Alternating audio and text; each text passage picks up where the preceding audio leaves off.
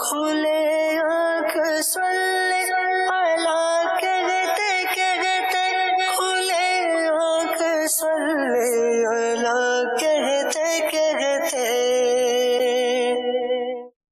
الحمدللہ رب العالمین والصلاة والسلام علی خاتم النبیین، اما بعد فاعوذ باللہ من الشیطان الرجیم، بسم اللہ الرحمن الرحیم۔ الصلاة والسلام علیک یا رسول اللہ وعلی آلک واصحابک یا حبیب اللہ، الصلاة والسلام علیک یا نبی اللہ وعلی آلک واصحابک یا نور اللہ۔ مدنی چینل کے ناظرین، آپ دیکھ رہے ہیں پروگرام کھلے آنکھ صلی اللہ کہتے کہتے رب العالمین کی بارگاہ میں دعا کرتے ہیں مالک کریم آج کے دن کو ہم سب کے لیے خوب رحمتوں اور برکتوں والا بنائے، حضور جان عالم صلی اللہ تعالیٰ علیہ وآلہ وسلم کی مبارک ذات پر خوب درود و سلام کی کثرت کرنے کی توفیق عطا فرمائے۔ بڑا پیارا وظیفہ ہے درود پاک پڑھنا، یہ رب کو راضی کرنے والا ہے، رحمتوں کو لانے والا ہے۔ آقا دو عالم صلی اللہ تعالیٰ علیہ وآلہ وسلم نے ارشاد فرمایا، القول البدی کی یہ روایت ہے، فرمایا مجھ پر درود پاک پڑھو، بے شک مجھ پر درود پاک پڑھنا تمہارے گناہوں کا کفارہ ہے اور تمہارے باطن کی طہارت ہے، اور جو مجھ پر ایک بار بھی درود پاک پڑھے اللہ تعالیٰ اس پر 10 رحمتیں بھیجتا ہے۔ صلو علی الحبیب صلی اللہ تعالی علی محمد صلی اللہ تعالی علیہ وآلہ وسلم۔ آئیے سنتے ہیں تلاوت قرآن۔ اعوذ باللہ من الشیطان الرجیم، میں اللہ تعالیٰ کی پناہ میں آتا ہوں شیطان مردود سے۔ بسم اللہ الرحمن الرحیم، اللہ کے نام سے شروع جو نہایت مہربان رحم والا۔ المال والبنون زینۃ الحیاۃ الدنیا، مال اور بیٹے یہ جیتی دنیا کا سنگار یعنی زینت ہے، والباقیات الصالحات خیر عند ربک ثوابا وخیر املا، اور باقی رہنے والی اچھی باتیں ان کا ثواب تمہارے رب کے یہاں بہتر اور وہ امید میں سب سے بھلی۔ وَيَوْمَ نُسَيِّرُ الْجِبَالَ وَتَرَى الْأَرْضَ بَارِزَةً وَحَشَرْنَاهُمْ فَلَمْ نُغَادِرْ مِنْهُمْ أَحَدًا، اور جس دن ہم پہاڑوں کو چلائیں گے اور تم زمین کو صاف کھلی ہوئی دیکھو گے اور ہم انہیں اٹھائیں گے تو ان میں سے کسی کو چھوڑ نہ دیں گے۔ وَعُرِضُوا عَلَى رَبِّكَ صَفًّا، اور سب تمہارے رب کے حضور پرا باندھے یعنی صفے بنائے پیش ہوں گے۔ لَقَدْ جِئْتُمُونَا كَمَا خَلَقْنَاكُمْ أَوَّلَ مَرَّةٍ بَلْ زَعَمْتُمْ أَن لَّن نَّجْعَلَ لَكُم مَّوْعِدًا، بے شک تم ہمارے پاس ویسے ہی آئے جیسا ہم نے تمہیں پہلی بار بنایا تھا، بلکہ تمہارا گمان تھا کہ ہم ہرگز تمہارے لیے کوئی وعدہ کا وقت نہ رکھیں گے۔ وَوُضِعَ الْكِتَابُ فَتَرَى الْمُجْرِمِينَ مُشْفِقِينَ مِمَّا فِيهِ وَيَقُولُونَ يَا وَيْلَتَنَا مَا لِهَذَا الْكِتَابِ لَا يُغَادِرُ صَغِيرَةً وَلَا كَبِيرَةً إِلَّا أَحْصَاهَا، اور نامہ اعمال رکھا جائے گا تو تم مجرموں کو دیکھو گے کہ اس کے لکھے سے ڈرتے ہوں گے اور کہیں گے ہائے خرابی ہماری، اس نوشتہ یعنی تحریر کو کیا ہوا، نہ اس نے کوئی چھوٹا گناہ چھوڑا نہ بڑا جسے گھیر نہ لیا ہو۔ وَوَجَدُوا مَا عَمِلُوا حَاضِرًا وَلَا يَظْلِمُ رَبُّكَ أَحَدًا، اور اپنا سب کیا انہوں نے سامنے پایا اور تمہارا رب کسی پر ظلم نہیں کرتا۔ وَإِذْ قُلْنَا لِلْمَلَائِكَةِ اسْجُدُوا لِآدَمَ فَسَجَدُوا إِلَّا إِبْلِيسَ كَانَ مِنَ الْجِنِّ فَفَسَقَ عَنْ أَمْرِ رَبِّهِ، اور یاد کرو جب ہم نے فرشتوں کو فرمایا کہ آدم کو سجدہ کرو تو سب نے سجدہ کیا سوا ابلیس کہ قوم جن سے تھا تو اپنے رب کے حکم سے نکل گیا۔ أَفَتَتَّخِذُونَهُ وَذُرِّيَّتَهُ أَوْلِيَاءَ مِن دُونِي وَهُمْ لَكُمْ عَدُوٌّ، بھلا کیا اسے اور اس کی اولاد کو میرے سوا دوست بناتے ہو اور وہ تمہارے دشمن ہیں. بئس للظالمین بدلا ظالموں کو کیا ہی برا بدل یعنی بدلہ ملا. ما أشهدتهم خلق السماوات والأرض ولا خلق أنفسهم وما كنت متخذ المضلين عضدا. نہ میں نے آسمانوں اور زمین کو بناتے وقت انہیں سامنے بٹھا لیا تھا، نہ خود ان کے بناتے وقت، اور نہ میری شان کے گمراہ کرنے والوں کو بازو بناؤں. ويوم يقول نادوا شركائي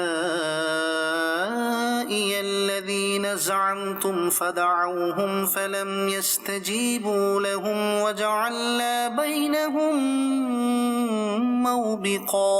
اور جس دن فرمائے گا کہ پکارو میرے شریکوں کو جو تم گمان کرتے تھے، تو انہیں پکاریں گے، وہ انہیں جواب نہ دیں گے، اور ہم ان کے درمیان ایک ہلاکت کا میدان کر دیں گے. صدق اللہ العظیم.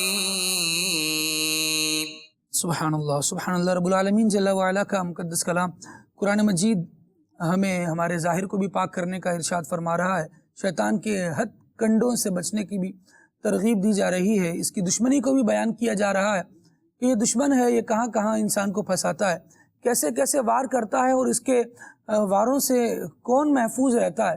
رب العالمین جل وعلا کا یہ قرآن پڑھیں تو یہ ہمیں اچھی واقفیت دیتا ہے، بہترین رہنمائی دیتا ہے اور بنیادی اصول مہیا کرتا ہے. اللہ تبارک و تعالی ہمیں قرآن پڑھنے کی بھی توفیق عطا فرمائے، اور قرآن نے شیطان کو ہمارا دشمن بتایا تو اس کو دیکھا جائے، اس سے ہوشیار رہا جائے اور اس سے مقابلہ کیا جائے. ہتھیار ڈال کر بیٹھ جانا اور یہ کہ یہ ہمارا دشمن ہے تو یہی ہم پر غلبہ پالے، عام طور پر بھی انسان اپنی زندگی میں ایسا نہیں کرتا. اللہ تبارک و تعالی ہمیں توفیق خیر عطا فرمائے. ابھی بلا تاخیر بڑھتے ہیں، احسان بھائی ہمارے ساتھ شامل سلسلہ ہیں، ایک کلام شامل کرتے ہیں. صلی اللہ علیہ یا رسول اللہ وسلم علیک یا حبیب اللہ صلی اللہ علیہ یا رسول اللہ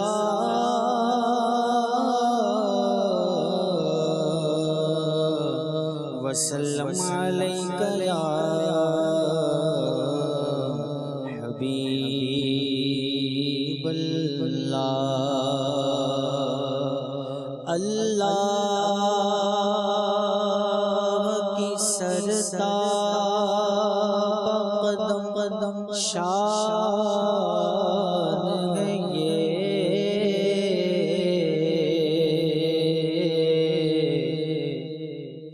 انسان نہیں انسان وہ انسان ہے یہ، انسان نہیں انسان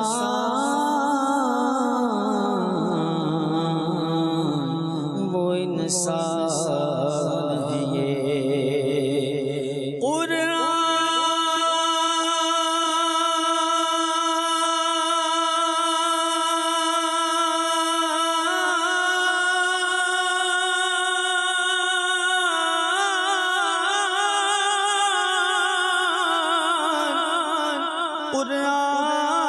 قرآن تو ایمان بتاتا ہے انہیں، ایمان یہ کہتا ہے میری جان ہے یہ. صلی اللہ علیہ یا رسول اللہ وسلم علیک یا حبیب اللہ. عاصیوں کو در تمہارا مل گیا، عاصیوں کو در تمہارا مل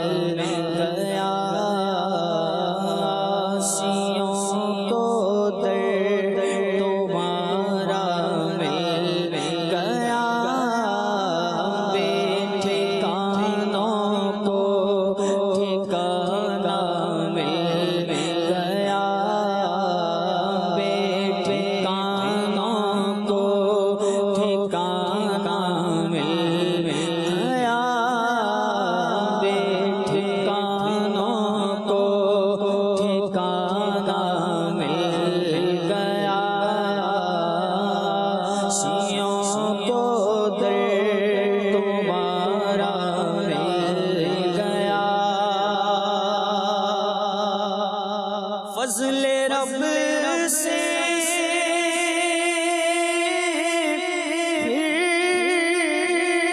کمی کس بات کی، فضل رب سے پھر کمی کس بات کی، مل گیا سب کچھ جو طیبہ مل گیا، مل گیا سب کچھ جو طیبہ مل گیا، مل گیا سب کچھ جو طیبہ مل گیا، کشف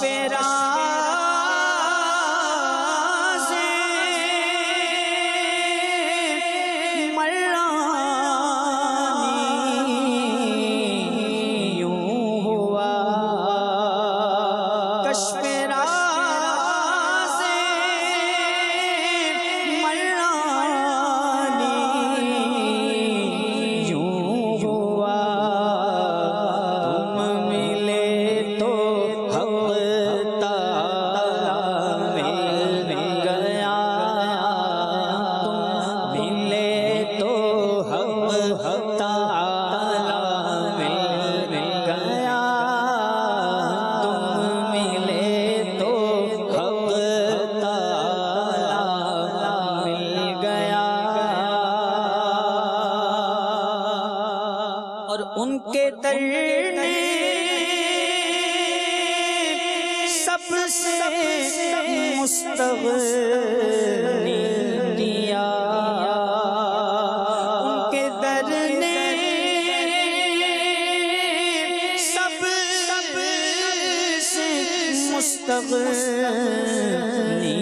دیا، بے طلب ہاں بے طلب بے خواہش اتنا مل گیا، بے طلب بے خواہش اتنا مل گیا، بے طلب بے خواہش اتنا مل گیا، نا خدائی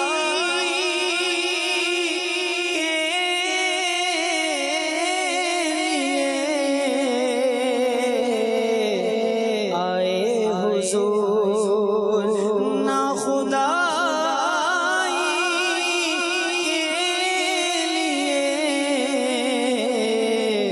آئے حضور، ڈوب تو نکلو سہارا مل گیا، ڈوب تو نکلو سہارا مل گیا، ڈوب تو نکلو سہارا مل گیا، خلد کیسا کیا چمن چمن اس کا وطن، خلد کیسا کیا چمن کس کا وطن، مجھ کو صحرائے مدینہ مل گیا، مجھ کو صحرائے مدینہ مل گیا، مجھ کو صحرائے مدینہ مل گیا، اور ان کے طالب نے جو چاہا پا لیا،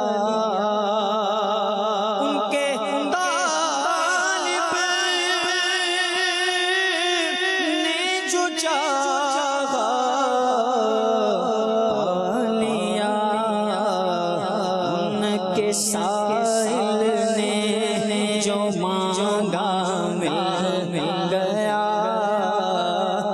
ان کے سائل نے جو مانگا مل گیا، کہ سائل نے جو مانگا مل گیا۔ جود و کرم ہے شہ بشہا تیرا، نہیں سنتا نہیں مانگنے والا تیرا، تیرے قدموں میں جو ہے غیر کموں کیا دیکھیں، کون نظروں سے چڑھے دیکھ کے تلوار تیرا، تیرے ٹکڑوں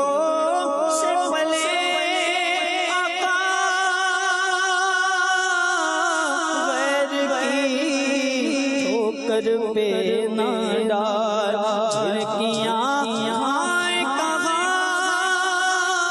چھوڑ کے صدقہ تیرا، ان کے سائل نے جو مانگا مل گیا، ان کے سائل نے جو مانگا مل گیا۔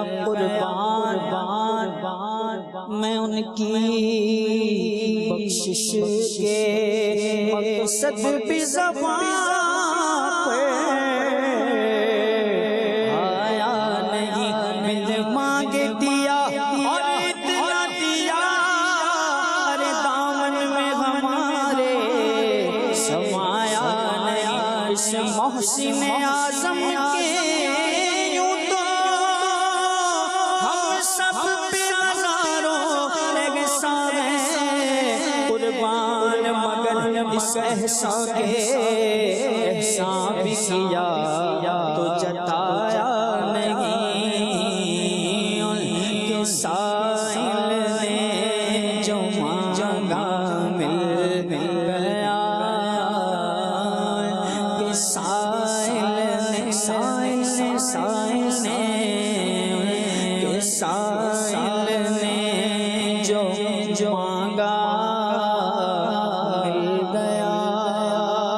آقا تیرے در کے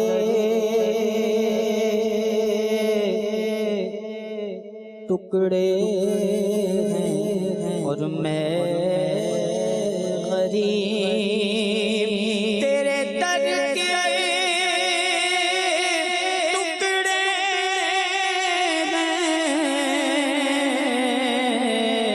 اور میں غریب، مجھ کو روزی کا ٹھکانہ مل گیا، مجھ کو روزی کا ٹھکانہ مل گیا، مجھ کو روزی کا ٹھکانہ مل گیا۔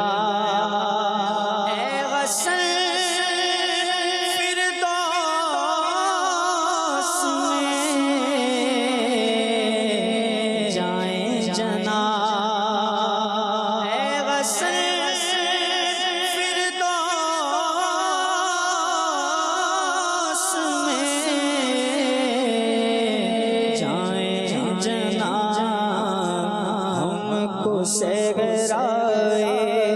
مدینہ مل گیا، ہم کو صحرائے مدینہ مل گیا، ہم کو صحرائے مدینہ مل گیا، آسیوں کو در تمہارا مل گیا، ٹھکانوں کو ٹھکانہ مل گیا۔ سبحان اللہ سبحان اللہ۔ نبی اکرم علیہ الصلوۃ والسلام ہماری آس، ہماری امید ہمارا سہارا ہیں۔ رب العالمین جل وعلا ہمیں حضور جان عالم صلی اللہ علیہ وسلم کی سچی محبت نصیب فرمائے۔ رب العالمین نے ان کو دنیا میں بھیجا ہی اس لیے ہے کہ ارشاد فرمایا وَكُنْتُمْ عَلَى شَفَا حُفْرَةٍ مِّنَ النَّارِ فَأَنْقَذَكُم مِّنْهَا۔ مخلوق تو دوزخ کی قریب جا ہی رہی تھی، اس کے کنارے پر کھڑی تھی دوزخ کے۔ رب العالمین جل وعلا نے حضور جان عالم صلی اللہ تعالیٰ علیہ وسلم کو دنیا میں بھیج کر اپنی مخلوق کو، انسانوں کو بچا لیا۔ فَأَنْقَذَكُم مِّنْهَا، جو پھر نبی اکرم علیہ السلام پر ایمان لاتا چلا گیا، حضور جان عالم صلی اللہ تعالیٰ علیہ وآلہ وسلم کی لائی ہوئی شریعت کے مطابق عمل کرنے والا بن گیا، تو حضور جان عالم صلی اللہ علیہ وسلم کے صدقے سے وہ عذاب سے بچ گیا، وہ آخرت کی دائمی تباہی سے بچ گیا، اور وہاں پر بھی انشاءاللہ سرخروئی کامیابی نصیب ہوگی۔ یہاں پر بھی بے شمار اعلیٰ اوصاف رب العالمین جل وعلا نے اس بندے کو پھر عطا فرمائے جو جان عالم صلی اللہ علیہ وسلم کا کلمہ پڑھنے والا ہو گیا۔ یہ حضور کا ہم پر احسان ہے، تو اس احسان کو یاد بھی کرنا چاہیے، اس کے شکرانے میں اللہ تبارک و تعالیٰ کی عبادت مزید کرنی چاہیے، حضور جان عالم صلی اللہ علیہ وسلم پر درود و سلام پڑھنا چاہیے۔ سیدی اعلیٰ حضرت رحمۃ اللہ تعالیٰ علیہ یہ تعلیم دیتے ہیں، جو نہ بھولا ہم غریبوں کو رضا، جو نہ بھولا ہم غریبوں کو رضا، یاد اس کی اپنی عادت کیجیے۔ حضور جان عالم صلی اللہ علیہ وسلم کے ذکر کرنے کو اپنی عادت بنا لیں کہ حضور جان عالم صلی اللہ علیہ وسلم نے ہم پر ایک دو نہیں بے شمار ان گنت احسانات فرمائے ہیں۔ اللہ تبارک و تعالی ہمیں انہیں ماننے کی توفیق عطا فرمائے اور پھر حضور کی لائی ہوئی شریعت پر عمل کرنے کی سعادت بخشے۔ موضوع کی طرف آتے ہیں۔ آج کا موضوع طہارت ہے۔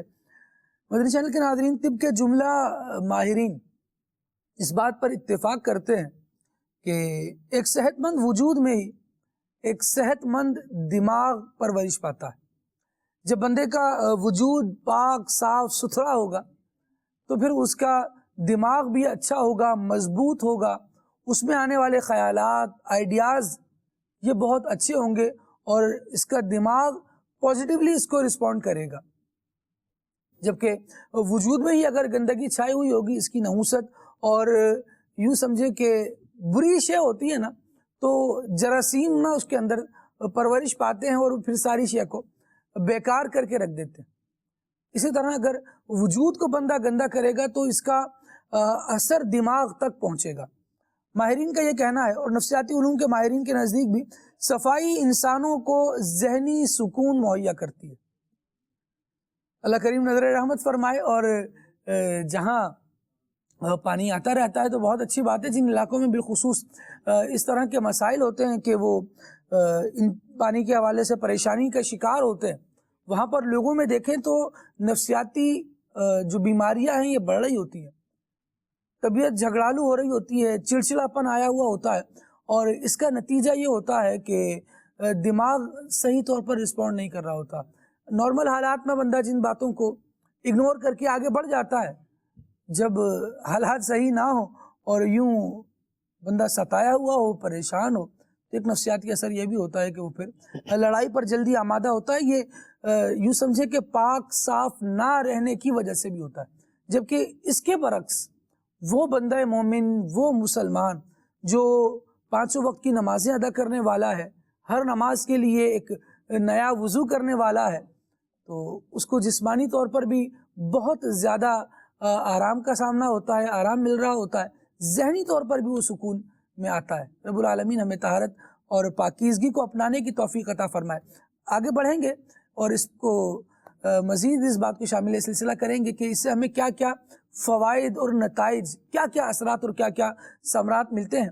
لیکن ابتداءً یہاں پر قرآن و حدیث ہماری طہارت کے حوالے سے کیا رہنمائی فرماتے ہیں، صفائی ستھرائی کے حوالے سے اللہ کے قرآن میں کیا احکامات ملتے ہیں، رسول اللہ صلی اللہ تعالیٰ علیہ وآلہ وسلم نے احادیث طیبہ میں ہمیں اس حوالے سے کیا ترغیب دلائی۔ بلال مدنی بھائی الحمدللہ ہمارے ساتھ موجود ہیں، آپ کو گفتگو میں شامل کریں گے اور جاننا چاہیں گے کہ قرآن و حدیث کیا رہنمائی کر رہے ہیں، طہارت کی کیا اہمیت بیان فرما رہے ہیں، اس حوالے سے کچھ روشنی ڈالیے۔ بسم اللہ الرحمن الرحیم۔ جیسا کہ آپ نے فرمایا، یقیناً دین اسلام میں طہارت کی بہت زیادہ اہمیت، عظمت اور افادیت ہے، اور اسی چیز کو اللہ تبارک و تعالیٰ نے قرآن مجید فرقان حمید میں بھی بیان فرمایا ہے، اور حضور نبی کریم رؤوف الرحیم صلی اللہ تعالیٰ علیہ وسلم نے اپنی کئی احادیث مبارکہ میں احسن انداز میں اور بالکل واضح طور پر اس چیز کو بیان فرما دیا ہے۔ 10ویں پارے میں سورہ توبہ میں اللہ تبارک و تعالیٰ نے ارشاد فرمایا فیہ رجال یحبون ان یتطہروا واللہ یحب المطہرین۔ سبحان اللہ۔ یعنی ایسے لوگوں کی اللہ تبارک و تعالیٰ نے قرآن پاک میں تعریف و توصیف بیان فرمائی کہ جو صاف ستھرا رہنے کو پسند کرتے تھے، تو اللہ تبارک و تعالیٰ نے ان کی تعریف فرمائی اور پھر فرمایا کہ واللہ یحب المطہرین، تو اللہ تبارک و تعالیٰ صاف ستھرا رہنے والے کو پسند کرتا ہے۔ سبحان اللہ۔ تو یہ ایک بہت بڑا کمپلیمنٹ ہے اس شخص کے لیے کہ جو صاف ستھرا رہتا ہے، کہ اللہ تبارک و تعالیٰ اس شخص کو پسند کرتا ہے جو صاف ستھرا رہتا ہے۔ یہ آیت مسجد قباء کے تناظر میں نازل ہوئی نا، جب حضور جان عالم صلی اللہ تعالیٰ علیہ وآلہ وسلم کو مسجد درار کو مسمار اور اس کو چھوڑ کر مسجد قباء میں قیام کرنے کا حکم ارشاد فرمایا گیا، تو یہ بھی ارشاد فرمایا لمسجد اسس علی التقوی من اول یوم احق ان تقوم فیہ۔ مسجد قباء کے فضائل کو گویا بیان کیا گیا اور ارشاد فرمایا گیا کہ جس مسجد کی بنیاد ہی تقوی پر رکھی گئی ہے، وہاں کے لوگ اس کے زیادہ حقدار ہیں کہ آپ اس مسجد میں قیام کریں، یا وہ مسجد زیادہ حقدار ہے کہ آپ اس میں نمازیں ادا فرمائیں۔ اور پھر ایک وصف یہ بھی بیان فرمایا، اور کیا وجہ ہے کہ اس میں قیام کیا جائے، فیہ رجال یحبون ان یتطہروا، کہ آپ اس میں اس لیے قیام کریں کہ اس میں ایسے لوگ موجود ہیں جو بہت زیادہ پاکیزگی کو پسند کرنے والے ہیں۔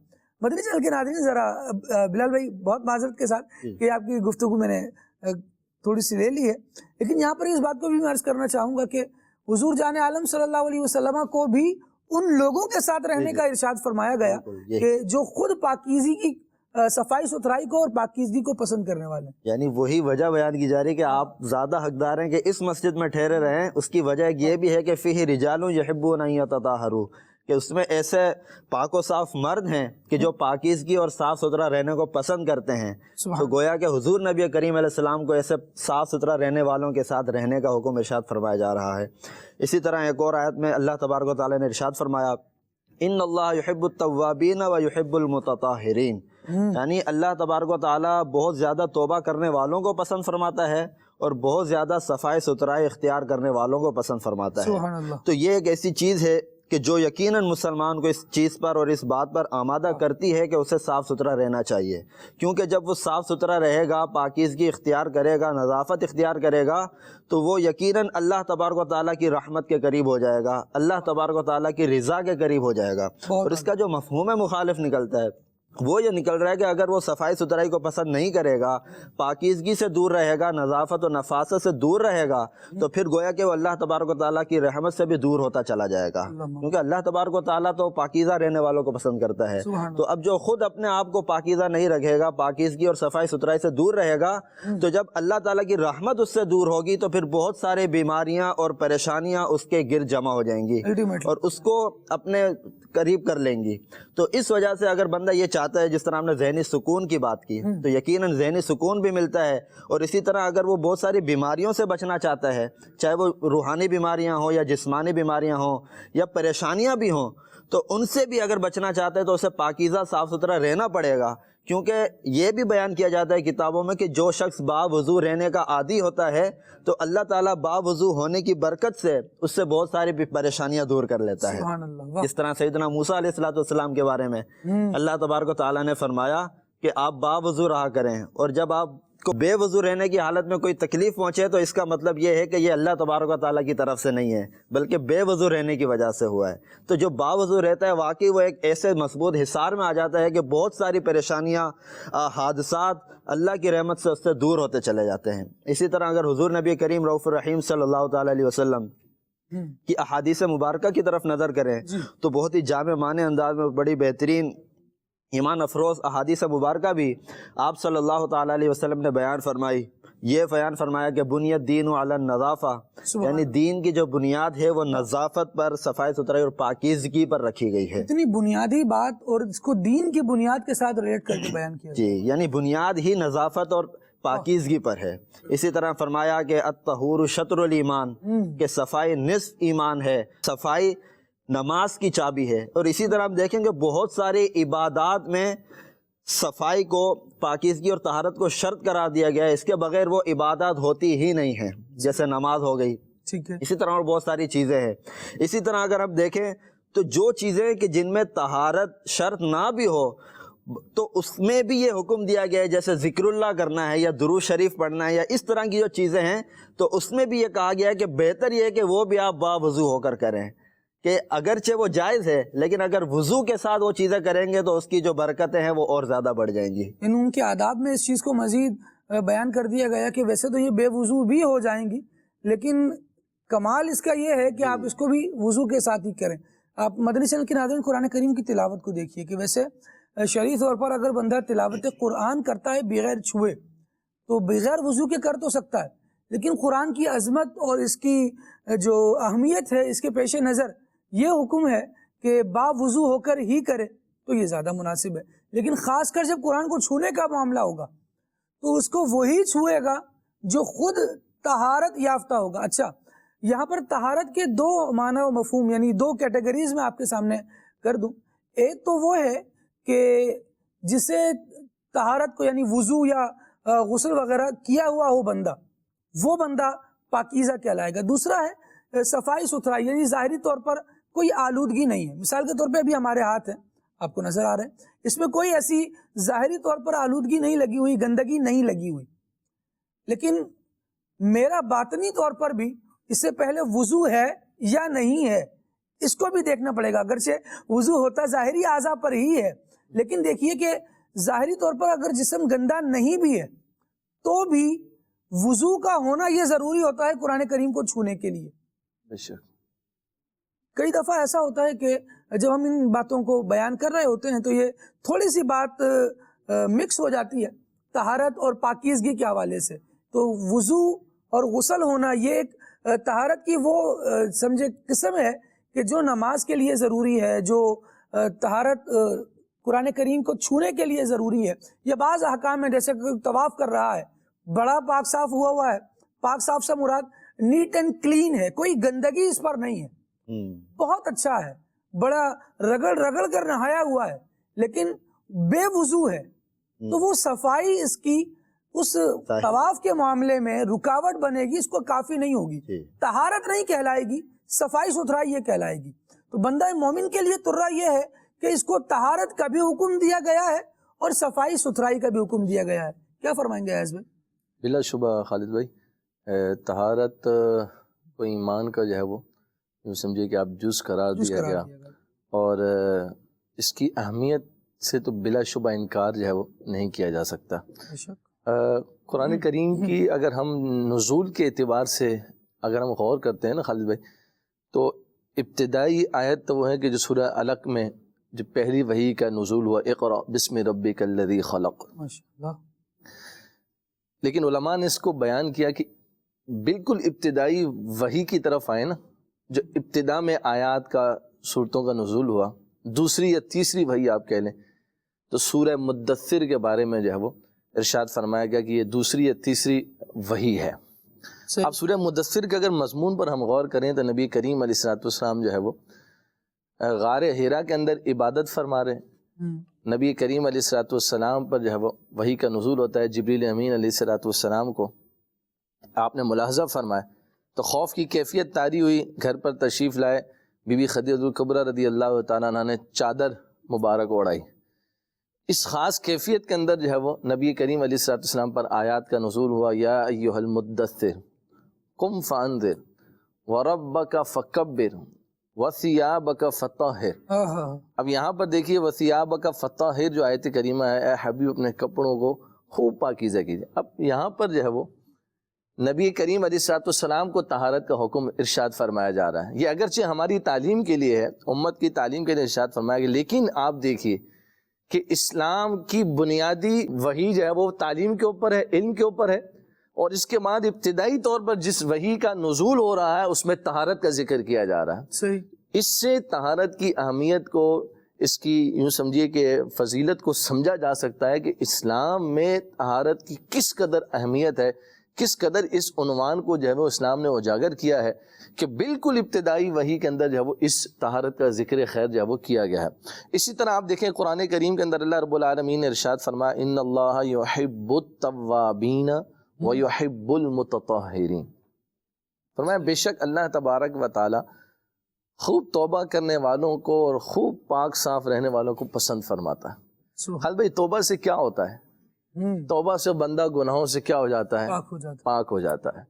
تو فرمایا اللہ نے توبہ کے ساتھ طہارت کا ذکر فرمایا ہے کہ جس طرح توبہ انسان کو گناہوں سے پاک کر کر اللہ کا محبوب بنا دیتی ہے، اسی طرح طہارت انسان کو اللہ کا محبوب بنا دیتی ہے۔ یعنی انسان اگر پاکیزگی کو اختیار کرے، طہارت کو اختیار کرے تو رب العالمین کے محبوبوں میں شامل ہو سکتا ہے۔ اتنا بڑا وصف ہے طہارت اور پاکیزگی، اسلام کو کس قدر محبوب اور پسندیدہ ہے اس کو جو ہم اس بات سے جان سکتے ہیں۔ اسی طرح آپ اس کی اہمیت پر اگر ہم غور کرتے چلے جائیں خالد بھائی، تو آپ دیکھیے کہ نبی کریم دیکھیں کسی چیز کی اہمیت کو جاننے کے لیے دو باتوں کا ہونا ضروری ہوتا ہے، یا تو اس کے فضائل ہوتے ہیں یا پھر جو ہے وہ اس کے جو ڈرائی جانے والی چیزیں ہوتی ہیں ان کے ذریعے ہم اس کی اہمیت کو فضیلت کو جان سکتے ہیں۔ طہارت کی اہمیت اور فضیلت کو ہم نے قرآن کریم کی دو آیات سے سمجھنے کی کوشش کی۔ آپ دیکھیے کہ نبی کریم علیہ الصلوۃ والسلام نے اب ایک اس سے ڈرایا بھی گیا نا، یعنی اس کا ایک یہ سمجھیے کہ دوسرا پہلو بھی بیان کیا گیا۔ آپ دیکھیے کہ نبی کریم علیہ الصلوۃ والسلام نے پیشاب کی چھینٹوں سے بچنے کا حکم ارشاد فرمایا۔ کیوں ارشاد فرمایا؟ عام طور پر عذاب قبر اسی سبب سے ہوتا ہے، یعنی کہ پیشاب کے چھینٹوں سے نہ بچنا، یعنی کہ طہارت کا نہ ہونا، یہ کتنا بڑا نقصان کا سبب ہے کہ حدیث پاک میں فرمایا عذاب قبر کا سبب جو ہے وہ عام طور پر پیشاب کے چھینٹوں سے نہ بچنا۔ اب یہ کیسا یعنی کہ سمجھیے کہ خوف دلایا گیا ہے کہ انسان طہارت کو کس قدر لازمی جانے، اس کی اہمیت کس قدر ہے کہ اگر اسے ترک کرتا ہے، اسے چھوڑتا ہے تو پھر جو ہے وہ آپ دیکھیے کہ کس حد تک جا کر انسان جو ہے وہ عذاب قبر کے اندر مبتلا ہو سکتا ہے۔ اور دوسرے موقع پر آپ دیکھیے کہ ارشاد فرمایا کہ اس گھر میں رحمت کے فرشتے داخل نہیں ہوتے جس گھر میں جنبی شخص ہو، ایسا شخص کہ جس پر جو ہے وہ غسل واجب ہے اور اس نے پاکی اور طہارت کی کیفیت میں نہیں ہے، ارشاد فرمایا رحمت کے فرشتے اس گھر کے اندر داخل نہیں ہوتے۔ اب اس انداز پر جا کر دین اسلام نے طہارت کی اہمیت کو، اس کی فضیلت کو جو ہے وہ بیان فرمایا گیا۔ اب جو حدیث پاک ہم نے سنی کہ طہارت نصف ایمان ہے اور یہ ایمان کا جز ہے، ایمان آدھا ایمان ہے، کیسے ہے؟ تو اس پر ڈیبیٹ کرتے ہوئے علماء نے اس کی شرح میں بیان کیا کہ آپ دیکھیے کہ ایمان جو ہے وہ مکفر سیئات ہے، یعنی ایمان جو ہے وہ یہ خطاؤں کو مٹا دینے والا ہے۔ ایمان جب بندہ لے آتا ہے ما قبل جو بھی صغیرہ گناہ کیے ہیں، کبیرہ گناہ کیے ہیں، چھوٹے کیے ہیں، بڑے کیے ہیں، ظاہری ہیں، باطنی ہیں، سب ایمان جو ہے وہ ان کو ختم کر دیتا۔ تو ارشاد فرمایا کہ جب بندہ طہارت حاصل کرتا ہے نا تو طہارت سے بھی کیا ہوتا ہے؟ صغیرہ گناہ دھلنا شروع ہو جاتے ہیں۔ بندہ جب چہرہ دھوتا ہے چہرے کے گناہ دھل جاتے ہیں، جب بندہ ہاتھ دھوتا ہے ہاتھ کے گناہ دھل جاتے ہیں، جب بندہ بازو دھوتا ہے بازو کے گناہ دھل جاتے ہیں، پاؤں دھوتا ہے پاؤں کے گناہ دھل جاتے ہیں، سر کا مسح کرتا ہے سر کے گناہ دھل جاتے ہیں۔ تو ارشاد فرمایا وہاں صغائر اور کبائر سب دھل رہے تھے ایمان سے، یہاں پر صغیرہ دھل رہے ہیں، اس لیے اسے نصف ایمان قرار دیا گیا ہے، اس لیے اسے آدھا ایمان جو ہے وہ قرار دیا گیا ہے۔ اب دین اسلام نے تو اس حد تک جا کر جو ہے وہ اس طہارت کی اہمیت کو، فضیلت کو اجاگر کیا ہے۔ رسول اللہ صلی اللہ علیہ وسلم کی کیا تعلیم ہے صفائی کے بارے میں، حدیث مبارکہ سماعت فرمائے۔ حضور جان عالم صلی اللہ علیہ وسلم نے ارشاد فرمایا جو لباس تم پہنتے ہو اسے صاف ستھرا رکھو، جو لباس تم پہنتے ہو اسے صاف ستھرا رکھو اور اپنی سواریوں کی دیکھ بھال کیا کرو اور تمہاری ظاہری حیت ایسی صاف ستھری ہو کہ جب لوگوں میں جاؤ تو وہ تمہاری عزت کریں۔ بے شک یہاں دیکھیں جس طرح آپ بات بیان کر رہے تھے کہ جب یہاں سے مسلمان گئے کنٹریز سے اور وہاں جا کر درس دیا انہوں نے کہ صفائی یہ ہے، پاکیزگی یہ ہے، اس کا اثر یہ ہوگا۔ اس حدیث مبارکہ کی شرح میں بیان کیا گیا، علامہ عبدالرؤف مناوی علیہ رحمہ فرماتے ہیں کہ اس حدیث میں اس بات کی طرف اشارہ ہے کہ ہر وہ چیز جس سے انسان نفرت اور حقارت محسوس کرے اس سے بچا جائے۔ یہ حضور جان عالم صلی اللہ تعالیٰ علیہ وسلم کی تربیت ہے، یہ حضور اکرم صلی اللہ علیہ وسلم نے سکھایا ہے انسانیت کو کہ کس طور پر طہارت کو اختیار کیا جائے گا، یہ بیان کیا گیا۔ ورنہ لوگ کیسی کیسی عجیب و غریب بیماریوں میں، عجیب و غریب گندگیوں میں، عجیب و غریب غلاظتوں میں مبتلا تھے کہ بندہ دیکھے تو حیران ہو جائے۔ آپ دیکھیے ناک میں پانی چڑھانا اور اس کی صفائی کرنا، یہ دین اسلام ہی کا ترا رہا، بے شک، اور کسی دین میں آپ کو یہ چیز نہیں ملے گی۔ یہ صرف اسلام اس بارے میں کتنے ڈیپلی جا کر صفائی کو مینشن کیا گیا، اور پھر ناک سے ہی تو بندہ سونگھتا ہے نا، جب یہی بند ہوگی تو اسے کیا خوشبو آنی، کیا بدبو آنی، وہ تو سارا نظام ہی اس کا یوں سمجھے کہ بربادی کی طرف آ جائے گا جب اس کو خوشبو بدبو کا پتہ ہی نہیں چلے گا۔ کم از کم یہ واضح ہوگی، یہ حس آپ کی اچھے طور پہ کام کر رہی ہوگی تو یہ تو اندازہ ہو جائے گا کہ یہاں پر بچنا ہے، یہاں پر خوشبو کی ضرورت ہے، یہاں سے بدبو کو دور کیا جائے۔ اور ایک اور جملہ یہاں پر لکھا علامہ عبدالرؤف مناوی علیہ الرحمہ نے فرمایا، خصوصاً حکام اور علماء کو ایسی چیزوں سے بچنا چاہیے، بے شک، جو یعنی عوام میں جائیں تو اس کی وجہ سے عوام نفرت اور حقارت محسوس کریں۔ علماء کو اور حکام کو بچنا چاہیے۔ بالخصوص آپ اگر کسی ایسی کنٹری میں جا رہے ہیں جہاں پر غیر مسلم طبقہ موجود ہے، آپ ایک مسلمانوں کے یوں سمجھے کہ مسلم قوم کی پیشوائی نہ بھی کریں لیکن کم از کم نمائندگی تو کر رہے ہیں۔ بے شک، ایک نمائندے کی حیثیت سے بھی بندہ آپ سے پوچھتا ہے آپ کون ہیں، آپ اپنا نام بتاتے ہیں، مسلمانوں والا نام بتاتے ہیں۔ اب نام ہم نے اپنا مسلمانوں والا بتایا ہے لیکن ہمارے کردار سے نہیں لگ رہا، ہماری پاکیزگی سے نہیں لگ رہا، ہماری بول چال سے نہیں لگ رہا۔ اسلام کا حسن یہ ہے کہ یہ طہارت اور پاکیزگی نہ صرف بندے کے ظاہر کو عطا فرماتا ہے بلکہ اس کے باطن کو بھی عطا فرماتا ہے، اس کی اخلاق کو بھی عمدہ اور پاکیزہ کرتا ہے، اس کی گفتار کو بھی لغو باتوں سے پاکیزہ کر دیتا ہے۔ یعنی جیسے جیسے آپ ان مسائل کی طرف توجہ کرتے چلے جائیں تو اسلام نے انسانی زندگی کے ہر گوشے سے گندی چیز کو ختم کیا ہے اور صاف ستھری چیز کو ایڈ کیا ہے، بالکل ایسے شامل کیا ہے۔ یہاں پر میں ایک چیز کا ذکر کرنا چاہوں گا۔ آپ نے جیسے ناک میں پانی ڈالنے کے حوالے سے کہا نا، تو کسی بزرگ سے پوچھا کہ وضو کے فرائض تو 4 ہیں اور ان کا جو آغاز ہوتا ہے وہ تو چہرے سے ہوتا ہے، تو یہ پھر ہاتھ دھونا، کلی کرنا اور ناک میں پانی ڈالنا یہ کیوں رکھا گیا؟ تو بزرگ رحمۃ اللہ علیہ نے بڑی پیاری حکمت اس کی بیان کی۔ ارشاد فرمایا پانی کے 3 اوصاف ہیں، رنگ، بو اور ذائقہ۔ فرمایا کہ جب ہم ہاتھ دھوتے ہیں نا تو ہاتھ دھونے میں ہمیں پانی کا کلر پتہ چلتا ہے۔ فرمایا جب کلی کرتے ہیں نا تو کلی کرنے میں پانی کا ٹیسٹ پتہ چلتا ہے۔ کہا جب ناک میں پانی ڈالتے ہیں نا تو پانی کا جو ہے وہ بو محسوس ہوتی ہے۔ فرمایا جب تینوں طرف سے پانی کلیئر ہو جاتا ہے نا پھر ہم فرائض کی طرف بڑھتے ہیں۔ یعنی دین اسلام کی آپ جو ہے وہ آپ دیکھیں حسن تنظیف، حسن نظافت کس قدر اعلیٰ ہے۔ اور یوں کہوں تو شاید یہ غلط نہ ہوگا کہ سر کے بال سے لے کر پاؤں کے ناخن تک اسلام طہارت کا حکم دیتا ہے، تو یہ غلط نہیں ہوگا، کیونکہ نبی کریم علیہ الصلوۃ والسلام کی وہ حدیث پاک کہ حضور علیہ الصلوۃ والسلام نے ارشاد فرمایا جس کے بال ہوں اسے چاہیے کہ وہ ان کا اکرام کرے۔ واہ واہ واہ واہ۔ تو سر کے بالوں سے جو ہے وہ دین اسلام اسٹارٹ لیتا ہے، اور پاؤں کے ناخن پر آ جائیں تو آپ دیکھیں 40 دن کے اندر اندر ناخن کاٹنے کا جو ہے وہ حکم ارشاد فرمایا گیا۔ یہ حسن سنت تنظیف کتنی اعلیٰ ہے، کتنا پیارا درس جو ہے وہ۔ اور جو چیز، بہت پیارا جملہ آپ نے فرمایا کہ جو چیز جو ہے وہ گندی ہے اور وہ درست نہیں ہے، وہ نظافت سے آ رہی ہے، اسلام نے اسے جو ہے وہ دور کرنے کا حکم ارشاد فرمایا ہے۔ تو بلا شبہ دین اسلام کی تعلیمات جو ہے وہ جس قدر خوبصورت انداز میں ہمیں طہارت کا اور تنظیف کا اور نظافت کا حکم دیتی ہیں، اس سے اعلیٰ مثال جو ہے وہ کہیں نہیں ملتی۔ آپ داڑھی میں تیل لگانے کے حوالے سے آپ دیکھیں جو ہے وہ کیا نام ہے، نبی کریم علیہ السلام اکرام کے اندر یہ چیز فرمایا گیا نا، اسلام کی آپ اس کو پراپر طریقے سے رکھنا، ہر چیز کو پاکیزگی دی گئی، صفائی ستھرائی دی گئی اور ہر چیز کو عزت دی گئی۔ داڑھی ہے تو اس کے بال بکھرے نہ رہیں، اس کو بھی عزت دی گئی۔ اللہ اکبر۔ بے شک مونچھیں ہیں تو تراشنے کا دیکھیے حکم ارشاد فرمایا گیا نبی کریم علیہ الصلوۃ والسلام کی تعلیمات میں۔ تو بلا شبہ جو ہے وہ یہ دین اسلام کا حسن و خاصہ۔ اسی طرح جو فرمایا کہ اپنے صحنوں کو صاف ستھرا رکھو، ایک حدیث میں فرمایا اپنے صحنوں کو صاف ستھرا رکھو، تو اس کی شرح میں بھی یہی فرمایا گیا ہے کہ اس کی وجہ یہ ہے کہ عام طور پر بندہ اپنے کمرے کو صاف کر لیتا ہے، کچن کو صاف کر لیتا ہے اور صحن پر زیادہ توجہ نہیں دیتا۔ تو صحنوں کو صاف رکھنے کا فرمایا تاکہ جب بندہ صحن صاف ستھرے رکھے گا تو اپنے کچن اور کمروں کو کتنا زیادہ صاف ستھرا رکھے گا۔ اندر سے صفائی کی جا رہی ہوتی ہے تو وہ کچرا باہر پھینکا جا رہا ہوتا ہے. ایک جو مسلمان ہے بندہ ایک اچھا شہری ہونے کی حیثیت سے بھی اس بات کو دیکھے کہ اپنے شہر میں بھی آلودگی کا سبب نہ بنے. صفائی کو ہم نے ہر جگہ، مسلمان ہے نا، اس کی ہر جگہ ایک ہی پہچان ہے، دین ہے، اس کے جو تعلیمات ہیں یہ ہر جگہ بندے کو نمایاں کرتی ہیں، روشن کرتی ہیں. یہ خود اجلی ہیں اور جو اس سے ریلیٹ ہو جاتا ہے بندہ اسے بھی اجلا اور چمکدار کر دیتی ہیں.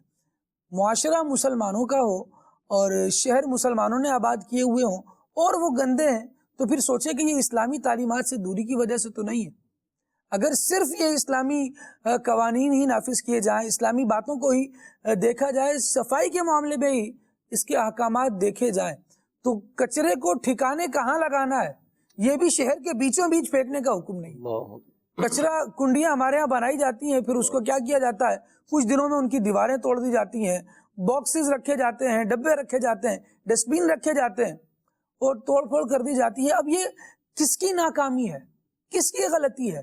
یہ افراد بیچارے غلط کر رہے ہیں، جبکہ یہی افراد اگر اپنے دین پر عمل کرنے والے ہوں گے، اس کو فالو کرنے والے ہوں گے، تو یہ اپنی چیزوں کو آراستہ کرنے والے ہوں گے، ان کا خیال رکھنے والے ہوں گے.